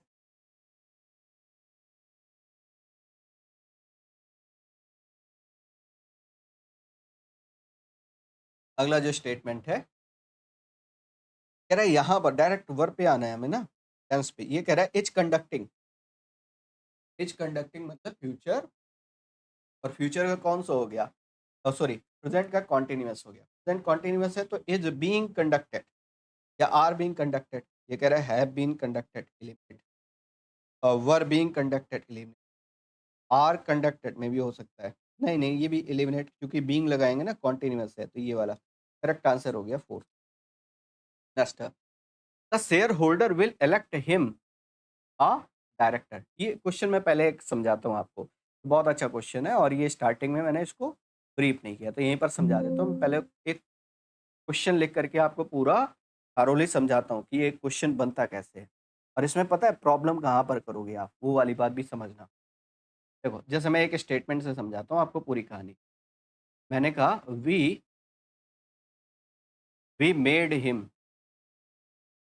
वी मेड हिम, है ना, और मैंने कहा captain, we made him captain, और मैंने कहा इसका पैसिव बनाना है सर। अब मैं पैसिव एक काम और करता हूँ कि यहाँ पर मैं आपको ऑप्शन दे रहा हूँ, I am going to giving you two options, you have to pick only one. मैंने कहा पहला स्टेटमेंट है कि captain, captain was made him by us, और सेकंड ये बना सर कि he was made captain, captain by us. ये दो स्टेटमेंट है सर, दोनों को चेक करते हैं। देखो, अब पता है एक और इंटरेस्टिंग बात समझना, ये सब्जेक्ट हो गया, ये वर्ब है, दिस इज आर वर्ब, ये ऑब्जेक्ट है, ये ओसी है। ओसी मतलब जानते हो, ऑब्जेक्ट कॉम्प्लीमेंट, जो ऑब्जेक्ट की इंफॉर्मेशन को इन्फो को फुलफिल करे उसको बोलते हैं ऑब्जेक्ट कॉम्प्लीमेंट। तो आपसे कहा जाए कि सर ऑब्जेक्ट कॉम्प्लीमेंट क्या होते हैं? आप क्या बताएँगे कि सर ऐसे वर्ड जो ऑब्जेक्ट के इन्फॉर्मेशन को फुलफिल करते हैं, उनको ऑब्जेक्ट कॉम्प्लीमेंट कहते हैं। जब आप पैसिव वॉइस बना रहे हो तो, है ना? ये जो ऑब्जेक्ट कॉम्प्लीमेंट है, इनको सब्जेक्ट नहीं बना सकते। तो जो ऑब्जेक्ट है वही आपका सब्जेक्ट बनेगा। मतलब इसका जो पैसिव है ये करेक्ट है, ये इनकरेक्ट है। फिर से लिसन वेरी अटेंटिवली। ये जो स्टेटमेंट है इसमें कैप्टन को सब्जेक्ट नहीं बना पा रहे हैं। But why? क्योंकि ये सर ओसी है। ओसी बोले तो ऑब्जेक्ट कॉम्प्लीमेंट। और ऑब्जेक्ट कॉम्प्लीमेंट की खास बात होती है कि हम ऑब्जेक्ट कॉम्प्लीमेंट को सब्जेक्ट के रूप में पैसिव वॉइस में नहीं यूज कर सकते। तो आपको क्या करना है, सिंपली जो ऑब्जेक्ट है उसी को सब्जेक्ट बनाना है। और इस वाले पॉइंट को लेकर के बहुत बहुत से क्वेश्चन ऐसे बनाएगा जहाँ पर वो क्या करेगा, ऑब्जेक्ट कॉम्प्लीमेंट को सब्जेक्ट के रूप में यूज कर लेगा। होप सो यहाँ तक ये पॉइंट आपको समझ में आ गया होगा। ठीक है, अब चलते हैं पॉइंट पे। देखो, जो एक्चुअल पॉइंट था जिसके बारे में हम लोग बात कर रहे थे, है ना? उसके बारे में बात करते हैं। देखो, मैंने कहा ये क्वेश्चन है, पहले ये वाली बात यहाँ पर क्लियर करना। द शेयर होल्डर्स जो है ये सब्जेक्ट है सर। द शेयर होल्डर जो है this is are subject. Will elect ये वर्ब हो गई, हिम ऑब्जेक्ट हो गया, आर डायरेक्टर क्या हो गया, ये ऑब्जेक्ट कॉम्प्लीमेंट। आर डायरेक्टर जो है ये ओसी हो, ओसी का मतलब ऑब्जेक्ट कॉम्प्लीमेंट है। अब पहले तो ऑप्शन देख लो, कहीं आर डायरेक्टर तो पहले नहीं है, आर डायरेक्टर किसी में पहले नहीं है। इसका मतलब ये वाली बात तो क्लियर है कि इसमें वो आपको फंबल करा ही नहीं रहा है। अब दूसरे वाले पॉइंट में विल इलेक्ट है तो विल बी इलेक्टेड होना चाहिए। Will be elected, have elected, elected, will be elected. अब इन दोनों में देखो, he will be elected, he will be elected a director. और ये भी तो लिखोगे बाय द शेयर होल्डर्स है। करेक्ट आंसर कौन सा होगा? That will be first. Next 13, the issue has been successfully resolved by the customer care team. Has के साथ बीन के साथ थर्ड फॉर्म। ये देखिए, has been third form, it means passive. Active कैसे लिखोगे? हैज या हैव के साथ वर्ब की थर्ड फॉर्म। ये बनेगा हैज हैव रिजॉल्व्ड। अब आप चेक करो, पहले वाले में रिजॉल्व लिख रहा है, सेकंड वाले में रिजॉल्व लिख रहा है, थर्ड वाले में हैज रिजॉल्व लिख रहा है, हो सकता है। फोर्थ वाले में हैज रिजॉल्व लिख रहा है, मे भी हो सकता है। और इन दोनों में देखो, अच्छा इशू सब्जेक्ट का ऑब्जेक्ट बनेगा, इसमें नहीं चेंज किया तो ये इनकरेक्ट हो गया, ये करेक्ट हो गया। Lovely tunes are composed by Dominic Dominica, है ना? अब इसको क्या करोगे आप? पैसिव है, यहाँ से देखो आर कंपोज्ड, ये कंपोजेज हो जाएगा। आर के साथ थर्ड फॉर्म मतलब क्या बनेगा? इंडेफिनिट। इंडेफिनिट मतलब वर्ब की फर्स्ट फॉर्म, वर्ब की फर्स्ट फॉर्म में एस या यस। ये कंपोज नहीं होगा, कंपोजेज होगा। विल कंपोज नहीं होगा, कंपोजेज होगा। अब इनमें देखो, डोमिनिका, है ना? कंपोजेज, ट्यून्स लवली या लवली ट्यून्स? लवली ट्यून्स बनेगा ये, number D. People know, another one, people know. अब ये देखो कितना लेंथी स्टेटमेंट है ना? और मैंने कहा डायरेक्ट हम वर्ब पर पहुंचे। नो, नो मतलब वर्ब की first form. Is am are के साथ थर्ड फॉर्म आना चाहिए, मतलब इज नोन या आर नोन जो भी है वो मिलना चाहिए। अब आपने कहा वाज नोन, इनकरेक्ट है। इज नोन हो सकता है, हैड बीन नोन इनकरेक्ट है, हैव बीन नोन इनकरेक्ट है। Correct answer second. Don't let Dylan fool you. अब एक बात बताओ, ये पहली बात तो डू नॉट से स्टार्ट कर रहा है, इट मीन्स इम्परेटिव है। लेट मतलब वर्ब की फर्स्ट फॉर्म से स्टार्ट कर रहा है, इट मीन्स इम्परेटिव है। और इम्परेटिव वाले में आपको पता है कि आप क्या करोगे। अच्छा, इम्परेटिव में क्या हैव बीन लगा सकते हो? नहीं, भी लगा सकते हो बिल्कुल, है ना? और एवर वगैरह तो यूज नहीं करोगे, ये भी इनकरेक्ट हो गया। बी फूड बाय, अच्छा इन दोनों में देखो अब आप, ये जो अच्छा बी के साथ थर्ड फॉर्म आनी चाहिए ना पैसिव में। जैसे यहाँ पर बाई के साथ यूज कर रहा है, वैसे यहाँ पर थर्ड फॉर्म आई है। तो बी के साथ फूड, बी के साथ फूड नहीं है, ये भी इनकरेक्ट हो गया। करेक्ट आंसर फर्स्ट हो गया सर। ठीक है, अब वैसे अगर आप इसको सॉल्व करोगे, पता है कैसे? कि आपको कहा जाए कि ऑप्शंस नहीं है आपके पास, थ्योरेटिकल क्वेश्चन है, तो फिर ये बहुत ट्रिकी हो जाएगा। और यहाँ पर सॉल्व कर ले रहे हो क्यों? क्योंकि आपके पास ऑप्शंस गिवन है। अच्छा, कल मैं एक महाशय का कमेंट देख रहा था, है ना? अब मैं पूरे पीवाईक्यूज़ 3 रिसेंट 3-4 इयर्स के पूरे पीवाईक्यू में से फ़िल्टर करके क्वेश्चन करा रहा हूँ, है ना? वो कह रहा है बढ़िया टाइम पास हो रहा है, टोटल वेस्ट ऑफ टाइम, है ना? वाह भाई वाह! पीवाईक्यूज़ भी वेस्ट ऑफ टाइम हो गए। फिर मुझे एक टीचर की बात आई, याद आई कि तुम इतने बड़े घोंचू हो, है ना? बहुत कायदे से बोलते हैं, मैं नाम नहीं लूँगा, बहुत ढंग से बोलते हैं। तुम इतने बड़े घोंचू हो, तुम्हें क्या ही बताया जाए, ठीक कहा जाए। हुँ? हुँ, वो कहते हैं जिस समय तुमने पढ़ना स्टार्ट किया था, जिस समय तुम्हारा जन्म नहीं हुआ था, तब से मैं पढ़ा रहा हूँ। मैं कहता हूँ जो तुम जिस समय जूनियर कर रहे थे, तब से मैं पढ़ा रहा हूँ, है ना? जूनियर स्टैंडर्ड भी तुमने कंप्लीट नहीं किया होगा, ठीक? और ज्ञान देने आ जाते हो तुम तगड़ा-तगड़ा, हैं? चलो एनीवे फिलहाल वापस आते हैं। अच्छा, मैंने अलग-अलग फ़ील्ड में पढ़ा है, मैंने डिफेंस में पढ़ा है, टीचिंग एग्ज़ाम में पढ़ा है, हर एक फ़ील्ड कोई बाकी नहीं रही जिसमें इंग्लिश आती है और मैंने पढ़ाया ना हो, है ना? मेजॉरिटी एसएससी वाले केसेस में पढ़ा है। अब जितने घोंचू इंसान यहाँ पर दिखता है, इसका मतलब ये नहीं है कि अच्छे बच्चे नहीं हैं, अच्छे बच्चे भी हैं, है ना? बहुत सारे ऐसे हैं जो सीरियस एस्पायरेंट हैं, है ना? लेकिन कुछ हैं जो मतलब ये बाकी जगह मुझे नहीं मिलते हैं, ये केवल इसी फ़ील्ड में मिलते हैं मुझे, है ना? चलो एनीवे फिलहाल वापस आते हैं। Would have sent. अच्छा, ये देखो मॉडल, मॉडल के साथ हैव के साथ थर्ड फॉर्म, ये मतलब ये परफेक्ट वाला मॉडल है और परफेक्ट वाले मॉडल में क्या चाहिए? Could have been plus third form आना चाहिए, है ना? तो could have been sent, this will be your correct answer. अब पहले वाले में देखो, could have be, correct, could have been sent हो सकता है, कुड हैव सेंट नहीं होगा, बीन स्किप है। कुड हैव बीन सेंट, अब सेंट आना चाहिए, SENT आना चाहिए थर्ड फॉर्म में। करेक्ट आंसर कौन सा बन गया सर? सेकंड बन गया। Next, can you compose N inspiring poem? अच्छा, मॉडल वाले पे सिंपल सी बात है। अब देखो पता है, एक बच्चा जो बहुत बहुत जल्दी में होगा, वो क्या करेगा? वो ऐसे देखेगा, अच्छा कैन, कैन के साथ बी के साथ third form, can be composed, उसने यहाँ दिख गया उसको कैन बी कंपोज, उसने इसको टिक मारा, आगे बढ़ गया, नेक्स्ट क्वेश्चन में बढ़ गया। अब उसको पता नहीं क्वेश्चन रॉन्ग हो चुका है उसका, क्यों? क्योंकि ये एक इंट्रोगेटिव स्टेटमेंट है। आप ध्यान से देखो, ये इंट्रोगेटिव स्टेटमेंट है और एक इंट्रोगेटिव स्टेटमेंट का पैसिव वॉइस जो होता है, वो भी एक इंट्रोगेटिव स्टेटमेंट होना चाहिए, है ना? यहाँ पर क्या होगा देखो, एन इंस्पायरिंग पोएम से नहीं, कैन से स्टार्ट करोगे।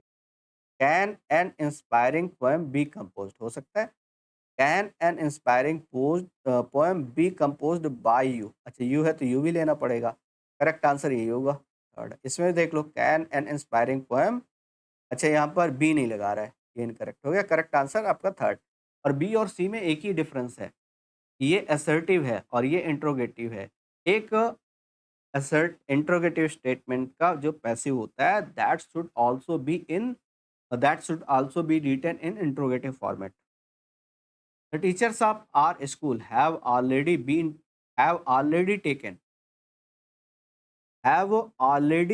टेकन, ये होना चाहिए।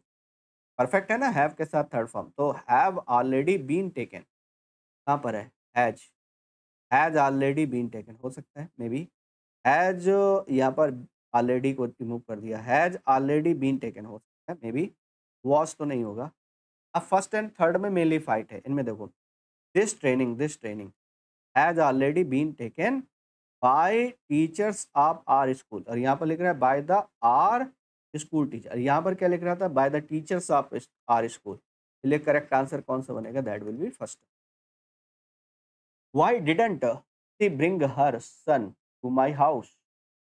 अच्छा, didn't means past indefinite means was वर्ग के साथ थर्ड फॉर्म, है ना?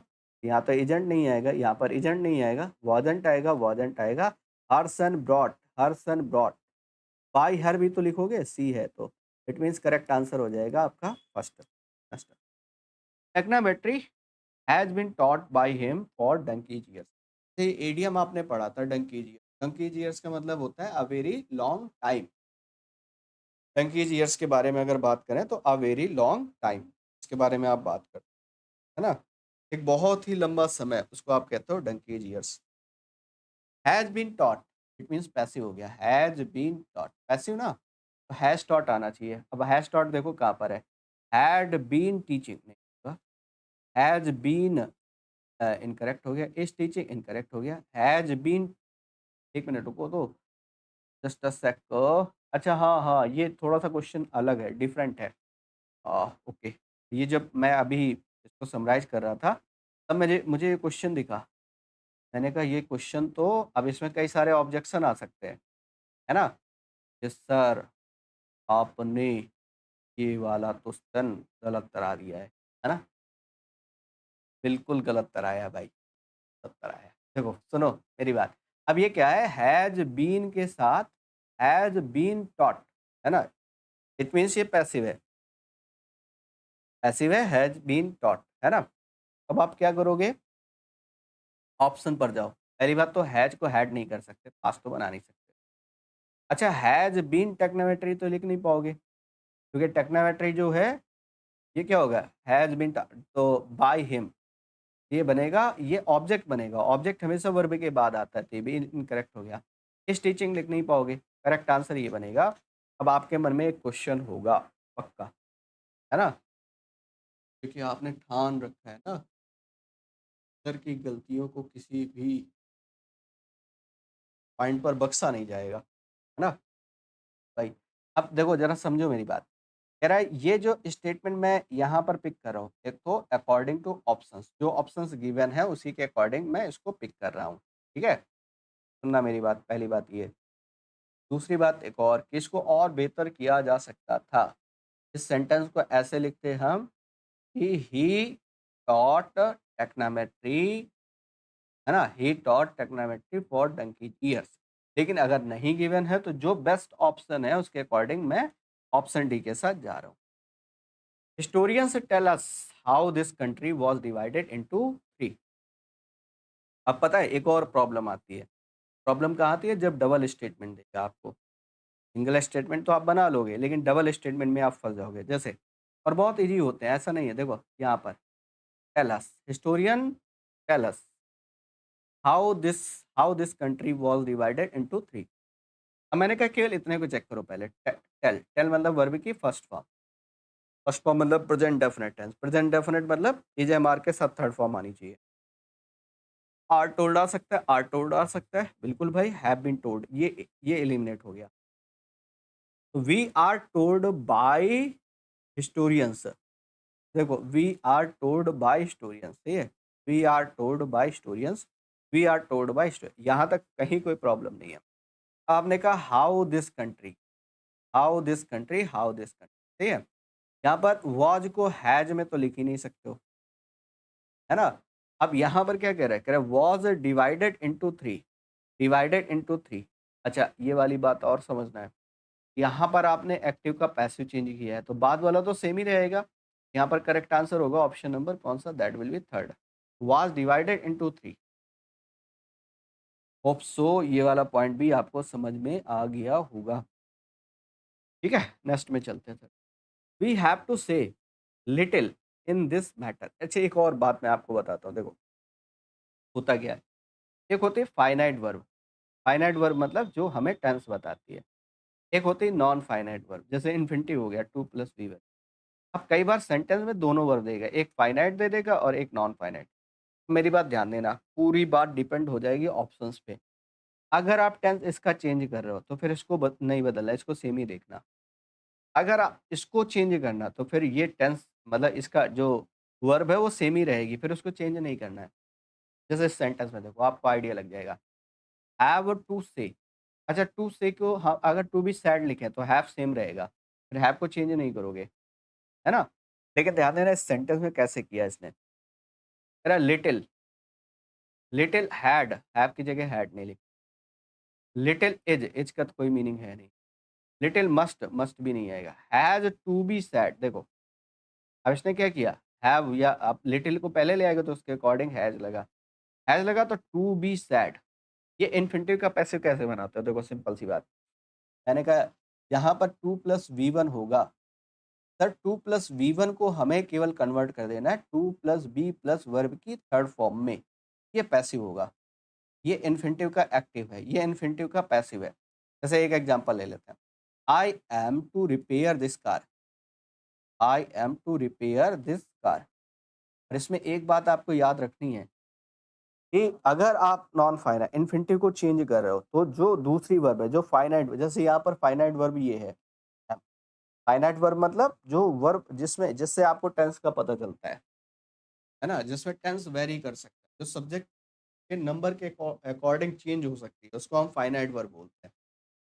तो उसमें कोई इंटरफेयर नहीं करना है, केवल आपको जो इन्फिनिटिव है केवल उसको चेंज करना है। जैसे इसको देखोगे तो ये कुछ ऐसे बनेगा, this car is to be repaired by me, is to be repaired by me. ऐसे ऐसे यहाँ पर ऑब्जेक्ट क्या था, लिटिल, लिटिल को पहले ले आए, little has to be said, to से का क्या बनाओगे, टू से का पैसे क्या बन जाएगा, to be said, to be said. Are you getting my point? Next, who invented you to this party, who invited, sorry, who invited you to this party.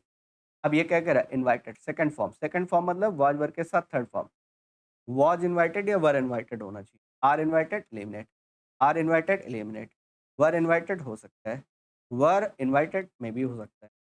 एक और बात, मैंने कहा था अगर इंट्रोगेटिव है तो पूरा पैटर्न इंट्रोगेटिव वाला है। इंट्रोगेटिव में बाय हुम के बाद हेल्पिंग वर्ब चाहिए, हेल्पिंग वर्ब है नहीं, यहाँ पर है correct answer 4। Lift the wheel, lift the wheel, है ना, घूंघट उठाने की बात कर रहा है भाई, है ना। अभी खान सर की मिसेज के घूंघट को लेकर के बड़ा विवाद हुआ है।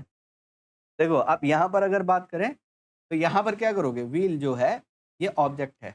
अब you know very well, let plus object plus be plus verb की थर्ड फॉर्म, ये स्ट्रक्चर आपको पता है कि हम ऐसे स्ट्रक्चर यूज करते हैं। तो लेट द व्हील हैव नहीं आएगा, let the wheel be lifted may be, let please तो नहीं लगेगा, लेट द व्हील हैड नहीं आएगा, करेक्ट आंसर से। Mr Johnson teaches us mathematics, ये डबल ऑब्जेक्ट वाला है ना। एक ऑब्जेक्ट कौन है सर, अस, एक ऑब्जेक्ट कौन है, मैथमेटिक्स। अगर मैथमेटिक्स को पहले ले जाओगे तो टू अस लिखना पड़ेगा, अगर इसको पहले ले जाओगे अस को तो फिर डायरेक्ट मैथमेटिक्स लिखो। अब देखो पहले तो टीचर्स, टीचर्स मतलब प्रेजेंट डेफिनेट, तो ये आना चाहिए is taught, is am are taught, है ना। इज बीइंग, बीइंग नहीं आएगा, विल नहीं आएगा, वाज नहीं आएगा, इज टॉट। लो वैसे क्लियर हो गया। अब एक और इसका अगर आप दूसरे तरीके से इसको अगर डिजाइन करना चाहते हैं तो वो भी डिजाइन कर सकते थे। कैसे? कि आप अस को पहले ले आते, तो ये बन जाएगा एक और इसका ऐसे बन सकता था, वी आर टॉट मैथमेटिक्स। क्या मैथमेटिक्स की स्पेलिंग पूछी जाती है आपसे करेक्ट स्पेल्ड में, mathematics, we are taught mathematics, है ना, by mister Johnson, by mister Johnson, ये आपका करेक्ट आंसर हो गया।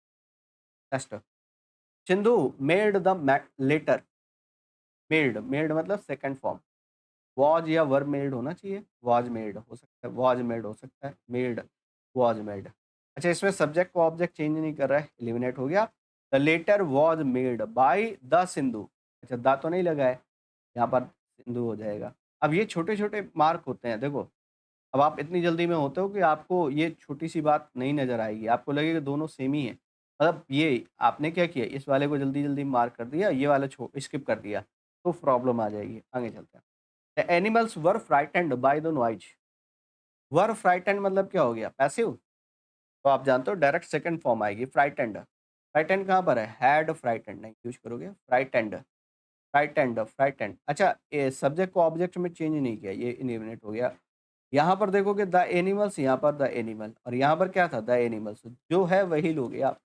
Third, let's recall the chapter once again, let's recall the chapter once again. आइए चेक करते हैं। तो ये वाली बात तो आप जानते हो, लेट प्लस, अच्छा इसको चैप्टर को पहले ला सकते हो ना, let the chapter be record, आप ऐसे लिख सकते हो ना। ये देखो लेट वाले स्टेटमेंट में कैसे बनाते हो, let plus object plus be plus verb की थर्ड फॉर्म, है ना।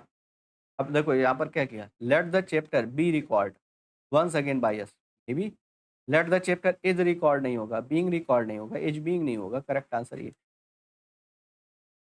The insect bit the little baby. अच्छा, बिट की तीनों फॉर्म सेम होती हैं, यू नो वेरी वेल। अगर ये प्रेजेंट इंडेफिनिट में लिख रहा होता तो यहाँ पर बिट्स आता, बिट्स है नहीं। इट मीन्स ये सेकंड फॉर्म है, सेकंड फॉर्म है तो वाज वर्ब के साथ third form. Has bitten, had bitten, was bitten, is bitten, सभी एलिमिनेट हो गया, option number third. The shopkeeper lifted the shutter to open his shop. Lifted, lifted means verb की second form, this is the second form of verb. Was lifted होगा, is being, was lifted, is lifted incorrect हो गया, will be incorrect हो गया, correct answer हो गया। You must send applications to the university before December 30। अच्छा, must send लिख रहा है, मस्ट बी सेंट आएगा, SENT आएगा, ये ध्यान देना। Are to be sent, must be sent हो, मे बी वर इनकरेक्ट है, has to incorrect, correct answer हो गया सेकंड। ये क्वेश्चन बढ़िया है, इसमें एक बार आप नजर डालिए। I am upset because my cell phone has been stolen.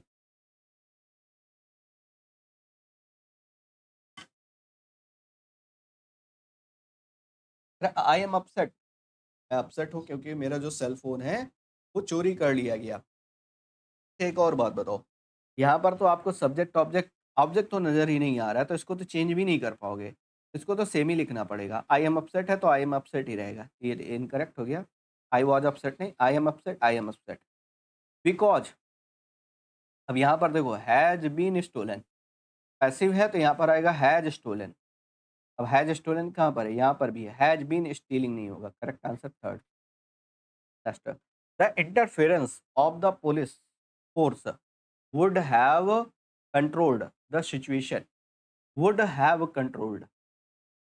अच्छा, मॉडल के साथ हैव प्लस थर्ड फॉर्म, तो would have been controlled। तो किस ऑप्शन में, देखो पहले वाले में कुड लगा दिया, would have been controlled में भी कुड नहीं, would have आना चाहिए, ये इनकरेक्ट हो गया, option number second.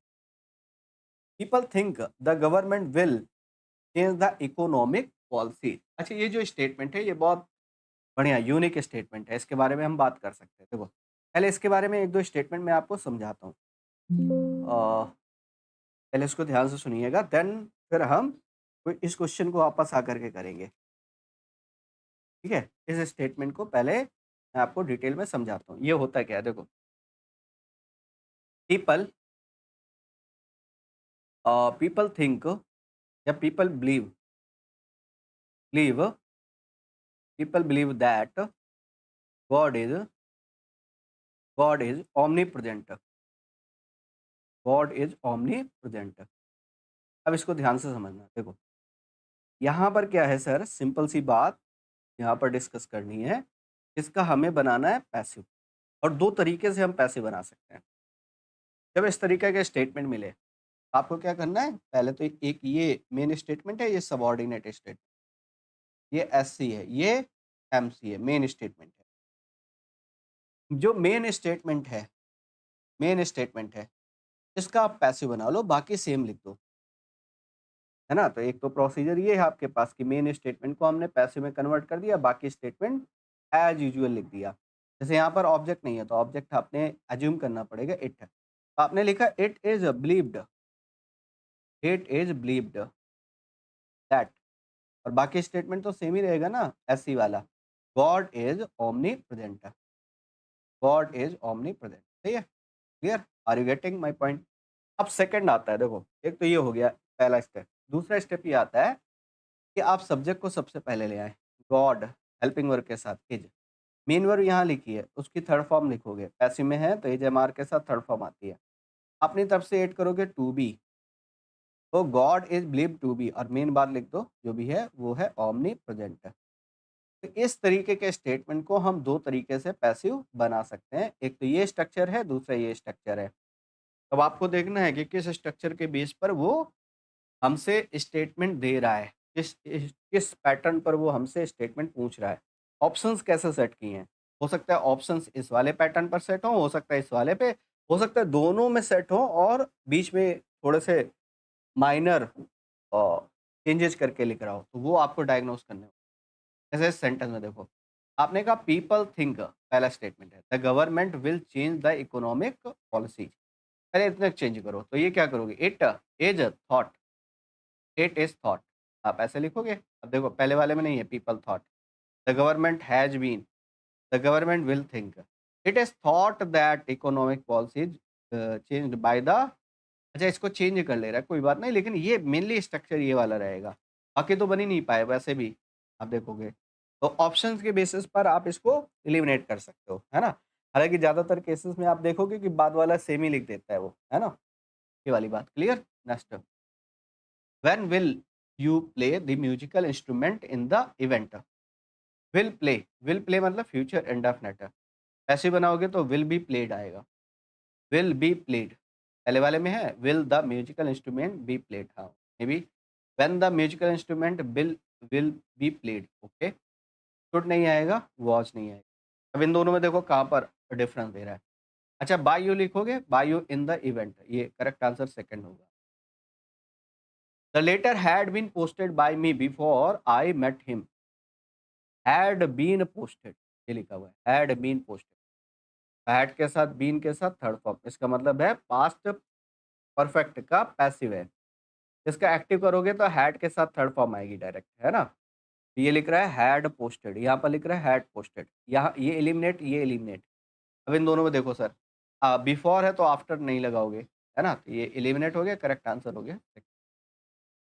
Were you laughing at the poor MASS? अच्छा इस क्वेश्चन को पहले मैं सॉल्व कराता हूँ, हालांकि यहाँ पर इजी दिया है, लेकिन मैं आपको पूरा कॉन्सेप्ट बता दे रहा हूँ, तो दैट अगर कोई डिफरेंट क्वेश्चन मिले ना तो आप उसको पिक कर पाओगे इजीली, फिर कर पाओगे आप आसानी।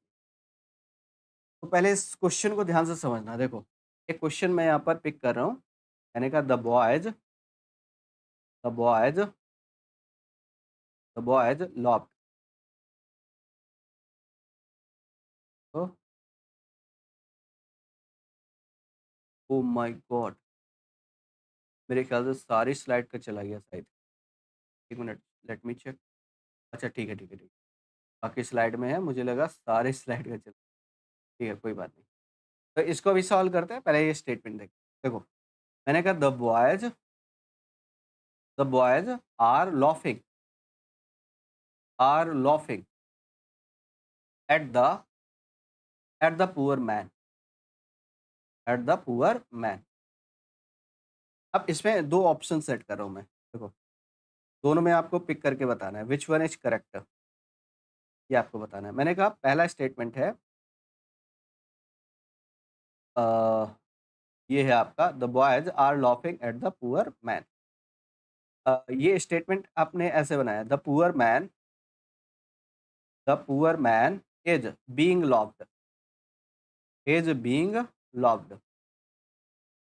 Laughed by the boys. और एक और स्टेटमेंट है आपका, कौन सा पता है? ये सेकंड स्टेटमेंट है, poor man the poor man is being laughed is being laughed laughed at by the boys. अब दोनों में अगर दोनों स्टेटमेंट को आप अटेंटिवली देखोगे तो sir there is a difference. यहाँ पर बाय द बॉयज है, यहाँ पर एट बाय द बॉयज है। तो वो इश्यू आएगा, क्या इश्यू आएगा कि आपको ये ध्यान देना है कि क्या दोनों प्रपोजिशन लगाओगे या एक ही प्रपोजिशन हम यूज करें। तो देखो सिंपल सी बात है, अगर किसी वर्ब के साथ पहले से कोई प्रपोजिशन दिया है तो उसका कोई ना कोई स्पेसिफिक मीनिंग है जिस वजह से वो दिया गया है। तो आपको क्या करना है, उसको मेंशन करना है, साथ ही साथ बाय लगाना है। जैसे यहाँ पर एट भी आएगा एंड बाय भी आएगा, तो करेक्ट आंसर आपका कौन सा होगा? सेकंड। तो होप सो ये वाली बात क्लियर हो गई। अब इसको देखो, जैसे वर यू लॉफिंग, अच्छा जैसे लाफ के साथ एट लिख रहा है तो पूरा लिखना पड़ेगा, लॉफ एट बाई। हालांकि इसमें ऑप्शन इस तरीके से सेट नहीं किए हैं, लेकिन आपको करना है, आपको उसको लेकर के चलना है। वर बीइंग लॉफ्ड आना चाहिए ना, यहाँ पर आर नहीं आएगा, हैड नहीं आएगा, हैव नहीं आएगा, ये लोग करेक्ट आंसर तो यही बन गया। एक और पॉइंट याद रखना कि पैसिव वॉइस बनाते समय नो के साथ प्रपोजिशन क्या लगाओगे? टू, ये याद रखना है। सेटिस्फाइड के साथ क्या लगाओगे? कई बार बाय नहीं लगाते हैं, कई बार वो डिफरेंट प्रपोजिशन ले लेते हैं। जैसे सेटिस्फाइड अपने साथ विथ लेता है, फिल्ड अपने साथ विथ लेता है, नो के साथ टू का यूज करते हो। एंड जैसे ये एनॉयड है ना, इसके साथ क्या लगाते हो? विथ और एट लगाते हो, दो प्रपोजिशन आप लगाते हो, विथ और एट। है ना? विथ समबडी और एट समथिंग के केस में। एक और, ये जितने वर्ड हैं जिनका मीनिंग होता है सरप्राइज़ होने, सरप्राइज़्ड, अमेज़्ड, एस्टोनिश्ड, एस्टोनिश्ड, इनके साथ प्रीपोज़िशन कौन-सा लगाते हो? दैट विल बी एट, है ना? तो ये छोटे-छोटे पॉइंट आपको यहाँ पर रिकॉल करने हैं। Who has told you to buy trash from the market? Has told means has या हैव बीन टोल्ड, कुड नहीं आएगा। हैव यू बीन टोल्ड हो सकता है, हैड नहीं आएगा एंड हैज़ बीन टोल्ड, इनमें दोनों में चेक करो ज़रा। ये स्टेटमेंट बाय से स्टार्ट नहीं कर पाओगे, यू नो वेरी वेल। ये द बाइंग नहीं आएगा, बाय होम से स्टार्ट करोगे, करेक्ट आंसर होगा ऑप्शन नंबर सेकंड। एक और लास्ट क्वेश्चन है ट्रांसफॉर्मेशन का। The door was opened by Samira when the fire was reported by Mithali. Was opened मतलब पैसिव, तो ओपन्ड आना चाहिए। ओपन्ड, ओपन्ड, ओपन्ड, सही है। ये वाला तो स्ट्रक्चर ही रॉन्ग है, तो इसको तो हटा ही सकते हैं आप। अच्छा, दूसरा देखो जरा, व्हेन है तो एंड नहीं आएगा, ये भी एलिमिनेट हो गया। व्हेन यहाँ पर लिख रहा था वाज रिपोर्टेड, यहाँ रिपोर्टेड आ जाएगा। When Mithali reported the fire, correct answer हो जाएगा सेकंड। 40 में अगर बात करें तो दैट विल बी सेकंड। चलो अब चलते हैं sir sentence improvement, last step तक बढ़ते हैं। ये है हमारा सेंटेंस इम्प्रूवमेंट। अब आप देखते जाइए, आंसर करते जाइए। पहले वाले पे चलते हैं। Cricket are played, cricket are played. अच्छा, क्रिकेट सिंगुलर है ना, तो एच प्लेड आएगा, ये तो एज ही हो गया। सेकंड वाले पे, India was not given anything bye it's politician. Bharat को इसके पॉलिटिशियन के द्वारा कुछ नहीं दिया जा रहा है, बाय इट्स पॉलिटिशियन, ये क्या हो गया? पैसिव, है ना? अब इसमें चेक करो जरा, इंडिया वाज नॉट गिवन भी करेक्ट हो सकता है, वर नॉट गिवन, और नॉट गिवन, हैड नॉट। अच्छा, ये इनकरेक्ट हो गया पहले, तो ये देखो। दूसरा, दैट कैन एबोलिश पॉवर्टी, जो पॉवर्टी को एबोलिश कर सके। अब यहाँ पर अगर आप देखो तो यहाँ पर कैन है, कैन मतलब प्रेजेंट है, यहाँ पर पास्ट है सर। अच्छा, प्रेजेंट पास्ट का कॉम्बिनेशन नहीं होगा, पास्ट, ये भी इनकरेक्ट हो गया, करेक्ट आंसर सेकंड होगा। मैच करिएगा, है ना? ओके, फिर से एक बार मैं रिकॉल कर देता हूँ, तो हो सकता है फंबल करो आप। इंडिया, अच्छा, इंडिया के साथ तो वैसे भी आर नहीं लगा पाओगे बच्चा, यहाँ पर इंडिया के साथ आर नहीं आ पाएगा, ये वाला इनकरेक्ट हो गया। फिर डी के साथ ही जाओ आप, डी ज़्यादा अप्रोप्रिएट है। इंडिया के साथ वर्ब भी नहीं लगा पाओगे, हालांकि इसको और अप्रोप्रिएट किया जा सकता था कि यहाँ पर करते हैं India is not given anything, है ना, bye it's politician that can abolish poverty. अब क्योंकि वो वैसा है नहीं, तो अकॉर्डिंग टू ऑप्शन आपको जाना पड़ेगा। Next, his mother will be, और विल बी के साथ या तो आईएनजी फॉर्म आएगा या तो थर्ड फॉर्म आएगी। और यहाँ पर बाय अंकुर लिख रहा है, इट मीन्स पैसिव हो गया, पैसिव हो गया तो कंफर्म हो गया, कैजोल्ड आएगा, विल बी कैजोल्ड, यू नो, बाकी ऑप्शन एलिमिनेट हो गए। अब विल बी कैजोलिंग भी आ सकता था अगर एक्टिव बनाते तो, लेकिन यहाँ पर लिख रहा है बाय अंकुर, तो यहाँ से पैसिव हो गया। An proof are not been given to their employees by some officials, यहाँ से पता चल गया पैसिव है। रोप सिंगुलर है तो आर नहीं आएगा, are incorrect, are incorrect. Is not been, इसके साथ बीन नहीं लगाते हो, इज नॉट बीइंग आएगा। Next, some chocolates, chocolates plural है ना, प्लूरल है तो वॉज नहीं आएगा, वॉज नहीं आएगा, वर आएगा, ये correct answer. Will brought direct लिख नहीं पाओगे, विल भी ब्रॉट होता तो एक बार करते हैं, बाकी पैसिव बनाना है, यहाँ से clear. Next, the poor man has not being helped. Has के साथ आप क्या करते हो? बीइंग, बीइंग नहीं लगाते हो, बीन लगाते हो, है ना? The poor man has not been helped, ये बनेगा, हैज नॉट बीन हेल्प्ड, ये करेक्ट आंसर। इसके साथ बी आना चाहिए, इसके साथ हैव नहीं आएगा, पुअर मैन सिंगुलर है। Next, the poor that boy are not been punished, तो बॉय कैसा हो गया? सिंगुलर, आर नहीं आएगा, तो नो इम्प्रूवमेंट एलिमिनेट हो गया। अच्छा, इज नॉट, इज के साथ बीन नहीं लगा पाओगे, ये एलिमिनेट हो गया। सेल के साथ बीन नहीं लगा पाओगे, करेक्ट आंसर हो गया थर्ड। इनको खुद से पॉज करके, वीडियो को पॉज करके खुद से ट्राई करिए, तो आप इफेक्टिवली बना पाएंगे। फिर आपको समझ में आएगा कि हाँ, यहाँ यहाँ से डिफरेंसेस क्रिएट कर रहा है। Next, those innocent villagers will not been beaten. Will not के साथ बी आएगा ना, विल नॉट बी बीटन। जब पैसिव है, देखो यहाँ से क्लियर है, विल नॉट हैव नहीं आएगा, विल नॉट। एक मिनट रुको, तो यहाँ पर ऑप्शन, अच्छा हाँ, परफेक्ट भी तो बना सकते हो आप, will not have been beaten, ऐसे कर सकते हो, will not have been beaten, ये बन सकता। आर देयर स्टूडेंट इंसर्टेड, और their students by good teachers, ऐसे हो गया, यहाँ से क्लियर है। दूसरा देखो, आर देयर स्टूडेंट्स इंसर्टेड, में भी सही हो सकता है। अच्छा, हैव इंसर्टेड नहीं लिख पाओगे, आर के साथ बीन नहीं लगा पाओगे, पैसिव है तो बीन वगैरह ये सारे एलिमिनेट हो गए, नो इम्प्रूवमेंट। और his staff not been trained by the principal, are his staff not, are के साथ बीन नहीं लगाओगे ना, तो नो इम्प्रूवमेंट एलिमिनेट हो गया। आर के साथ हैव नहीं आएगा, आर के साथ हैज नहीं आएगा, क्योंकि यहाँ पैसिव है, देखो यहाँ पर पैसिव है, तो ये बनेगा option number third. Next, have we not been invited by Kishun, passive हो गया सर, ऐसिव हो गया, have we not been invited, हाँ मे भी हो सकता है। अच्छा, हैव के साथ बीन नहीं आएगा, बीइंग नहीं आएगा, बीन आ सकता है, बीन लेकिन थर्ड फॉर्म आना चाहिए, ये भी एलिमिनेट हो गया, करेक्ट आंसर हो जाएगा D, no improvement. Next, were we been taught English by a qualified teacher, ये पैसिव हो गया, यहाँ से क्लियर है, वर के साथ बीन नहीं आएगा, ये तो इनकरेक्ट हो गया। वर वी टॉट, ये भी हो सकता है, और यहाँ पर were we being teaching, teaching नहीं आएगा, एक्टिव नहीं बनाना, एक्टिव नहीं बनाना, correct answer third. Was a noise not being made, was are noise not being made, अच्छा वॉच के साथ आप ये कर सकते हो, बीइंग मेड लिख सकते हो, और ये पैसिव बनाना है, यहाँ से क्लियर हो गया।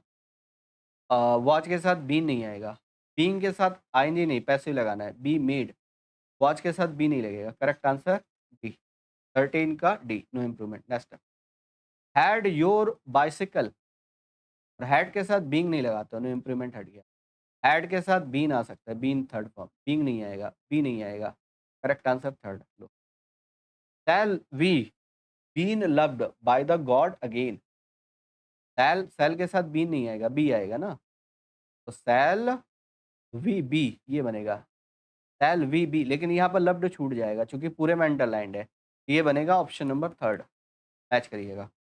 Next, why is writing not left by the by writers, by writers मतलब पैसिव हो गया, पैसिव हो गया, तो why is writing not left, is written, written नहीं आएगा, यहाँ पर राइटिंग ही आएगा, है ना, रोट, बीइंग रिटन। 16 वाला थोड़ा सा ट्रिकी है, अब इसके बारे में देख लेते हैं। देखो, अब 16 वाले में कैस कहाँ से आप इसको क्या करोगे, चेंज करोगे। देखो, पहले तो पैसिव है, ये वाली बात क्लियर हो गई। वाई इज राइटिंग आना चाहिए ना, just a sec, is written not left. अच्छा, इसको अभी वापस आकर के मैं चेक कराता हूँ, ठीक है, पहले बाकी कर लेते हैं नेक्स्ट वाले जो हैं। देखो, नेक्स्ट वाले पे आते हैं, when were this assurance given, when were this assurance be given. अच्छा, वर के बाद गिवन, हाँ मे भी हो सकता है, सही है, to you.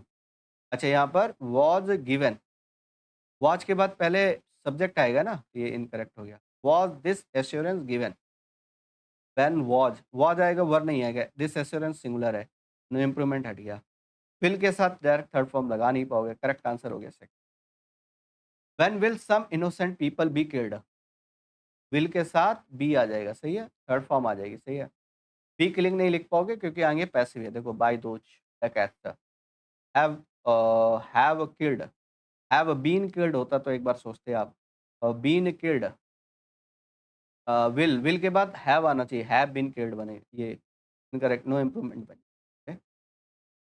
How was their students being taught, how was के साथ बीइंग थर्ड फॉर्म मे भी यूज कर सकते हो क्योंकि पैसिव है। अच्छा, आर के साथ बीन नहीं लगा पाओगे। एज के साथ स्टूडेंट्स है तो एज नहीं आएगा। आर के साथ बीइंग डॉट में भी आ सकता है, या आ सकता है आर नहीं, स्टूडेंट्स है तो आर आएगा। अच्छा, वॉज नहीं आएगा, ये भी इनकरेक्ट हो गया। करेक्ट आंसर हो जाएगा ऑप्शन नंबर थर्ड। एक बार फिर से मैच कर लेते हैं। हाउ वॉज देयर स्टूडेंट्स, ये प्लूरल है, तो इसके अकॉर्डिंग यहाँ पर वॉज वॉज नहीं आएगा, यहाँ पर आर आएगा। हाँ सही है, करेक्ट है, ठीक है, ओके। नेक्स्ट एक और क्वेश्चन है आपका, which movie have been watched by those, ये पैसिव हो गया। पैसिव हो गया, हैव के साथ बीन आना चाहिए, बीन वॉच्ड, तो वर बीइंग वॉच्ड। मूवी है तो मूवी के अकॉर्डिंग वॉच आएगा, वॉच के बाद बीन नहीं आएगा। वॉच बीइंग वॉच्ड, ये करेक्ट आंसर हो जाएगा। इस तरीके कंप्लीट होता है। एक क्वेश्चन आपका रिमेनिंग था, कौन सा था? जस्ट 17 था, ये वाला था, हाँ। Why is writing not left by the writer? Why is written not left? Let इसको देख लेते हैं। अच्छा, why wrote not left, why why is being written, no improvement. एक मिनट, जस्ट अ सेक। यहाँ पर इज के साथ राइटिंग, अच्छा हाँ, ये देखो, पहले नो इम्प्रूवमेंट नहीं होगा, इज के साथ राइटिंग नहीं आएगा, ये पैसिव बनना है, ये एलिमिनेट हो गया। इज बीइंग रिटन हो सकता है, इज बीइंग रिटन हो सकता है। रोट नॉट लेफ्ट ये नहीं होगा, है ना। और is written not left, is written not left, is written not left. अब इनमें दोनों देख लो, जो फर्स्ट है और फोर्थ है, इन दोनों मैच कर लेते। फर्स्ट और फोर्थ में अगर आप देखोगे तो यहाँ पर why is writing not left. अच्छा, अगर इज रिटन लिखते हैं, इज बीइंग रिटन लिखते हैं, दोनों में ये मेनली प्रॉब्लम ये कर रहा है, नॉट लेफ्ट। अगर नॉट लेफ्ट को रखना है तो फिर आप इसके साथ जाओ, अगर नॉट लेफ्ट को रिमूव करना है तो फिर आप इसके साथ जाओ, और ज़्यादा अप्रोप्रिएट होगा फिर ऑप्शन नंबर फर्स्ट, है ना। चलिए, फिर भी मैं इस स्टेटमेंट को एक बार नेक्स्ट सेशन में लेकर के आपको और अच्छे से समझा दूंगा। ठीक है, thanks for attending this valuable session. बाकी विल मीट टुमारो, कल मिलेंगे। और कल हम लोग बात कर रहे होंगे नरेशन की, तो अच्छे से कवर कर लीजिएगा, फिर इसके बाद वॉइस की प्रॉब्लम आपकी रिजॉल्व हो जाएगी। कल हम बात करेंगे टोटली नरेशन की, और नरेशन भी इसी तरीके से पढ़ेंगे कि पहले स्पॉटिंग एरर, फिर उसके बाद जो ट्रांसफॉर्मेशन है, फिर उसके बाद जो क्वेश्चंस हैं, सेंटेंस इंप्रूवमेंट, ये तीनों टॉपिक को एक साथ कवर करते हुए चलेंगे। ठीक है, सेशन कैसा लगा ज़रूर फीडबैक दे करके बताइएगा। Thanks for attending this valuable session. Thank you. जय हिंद।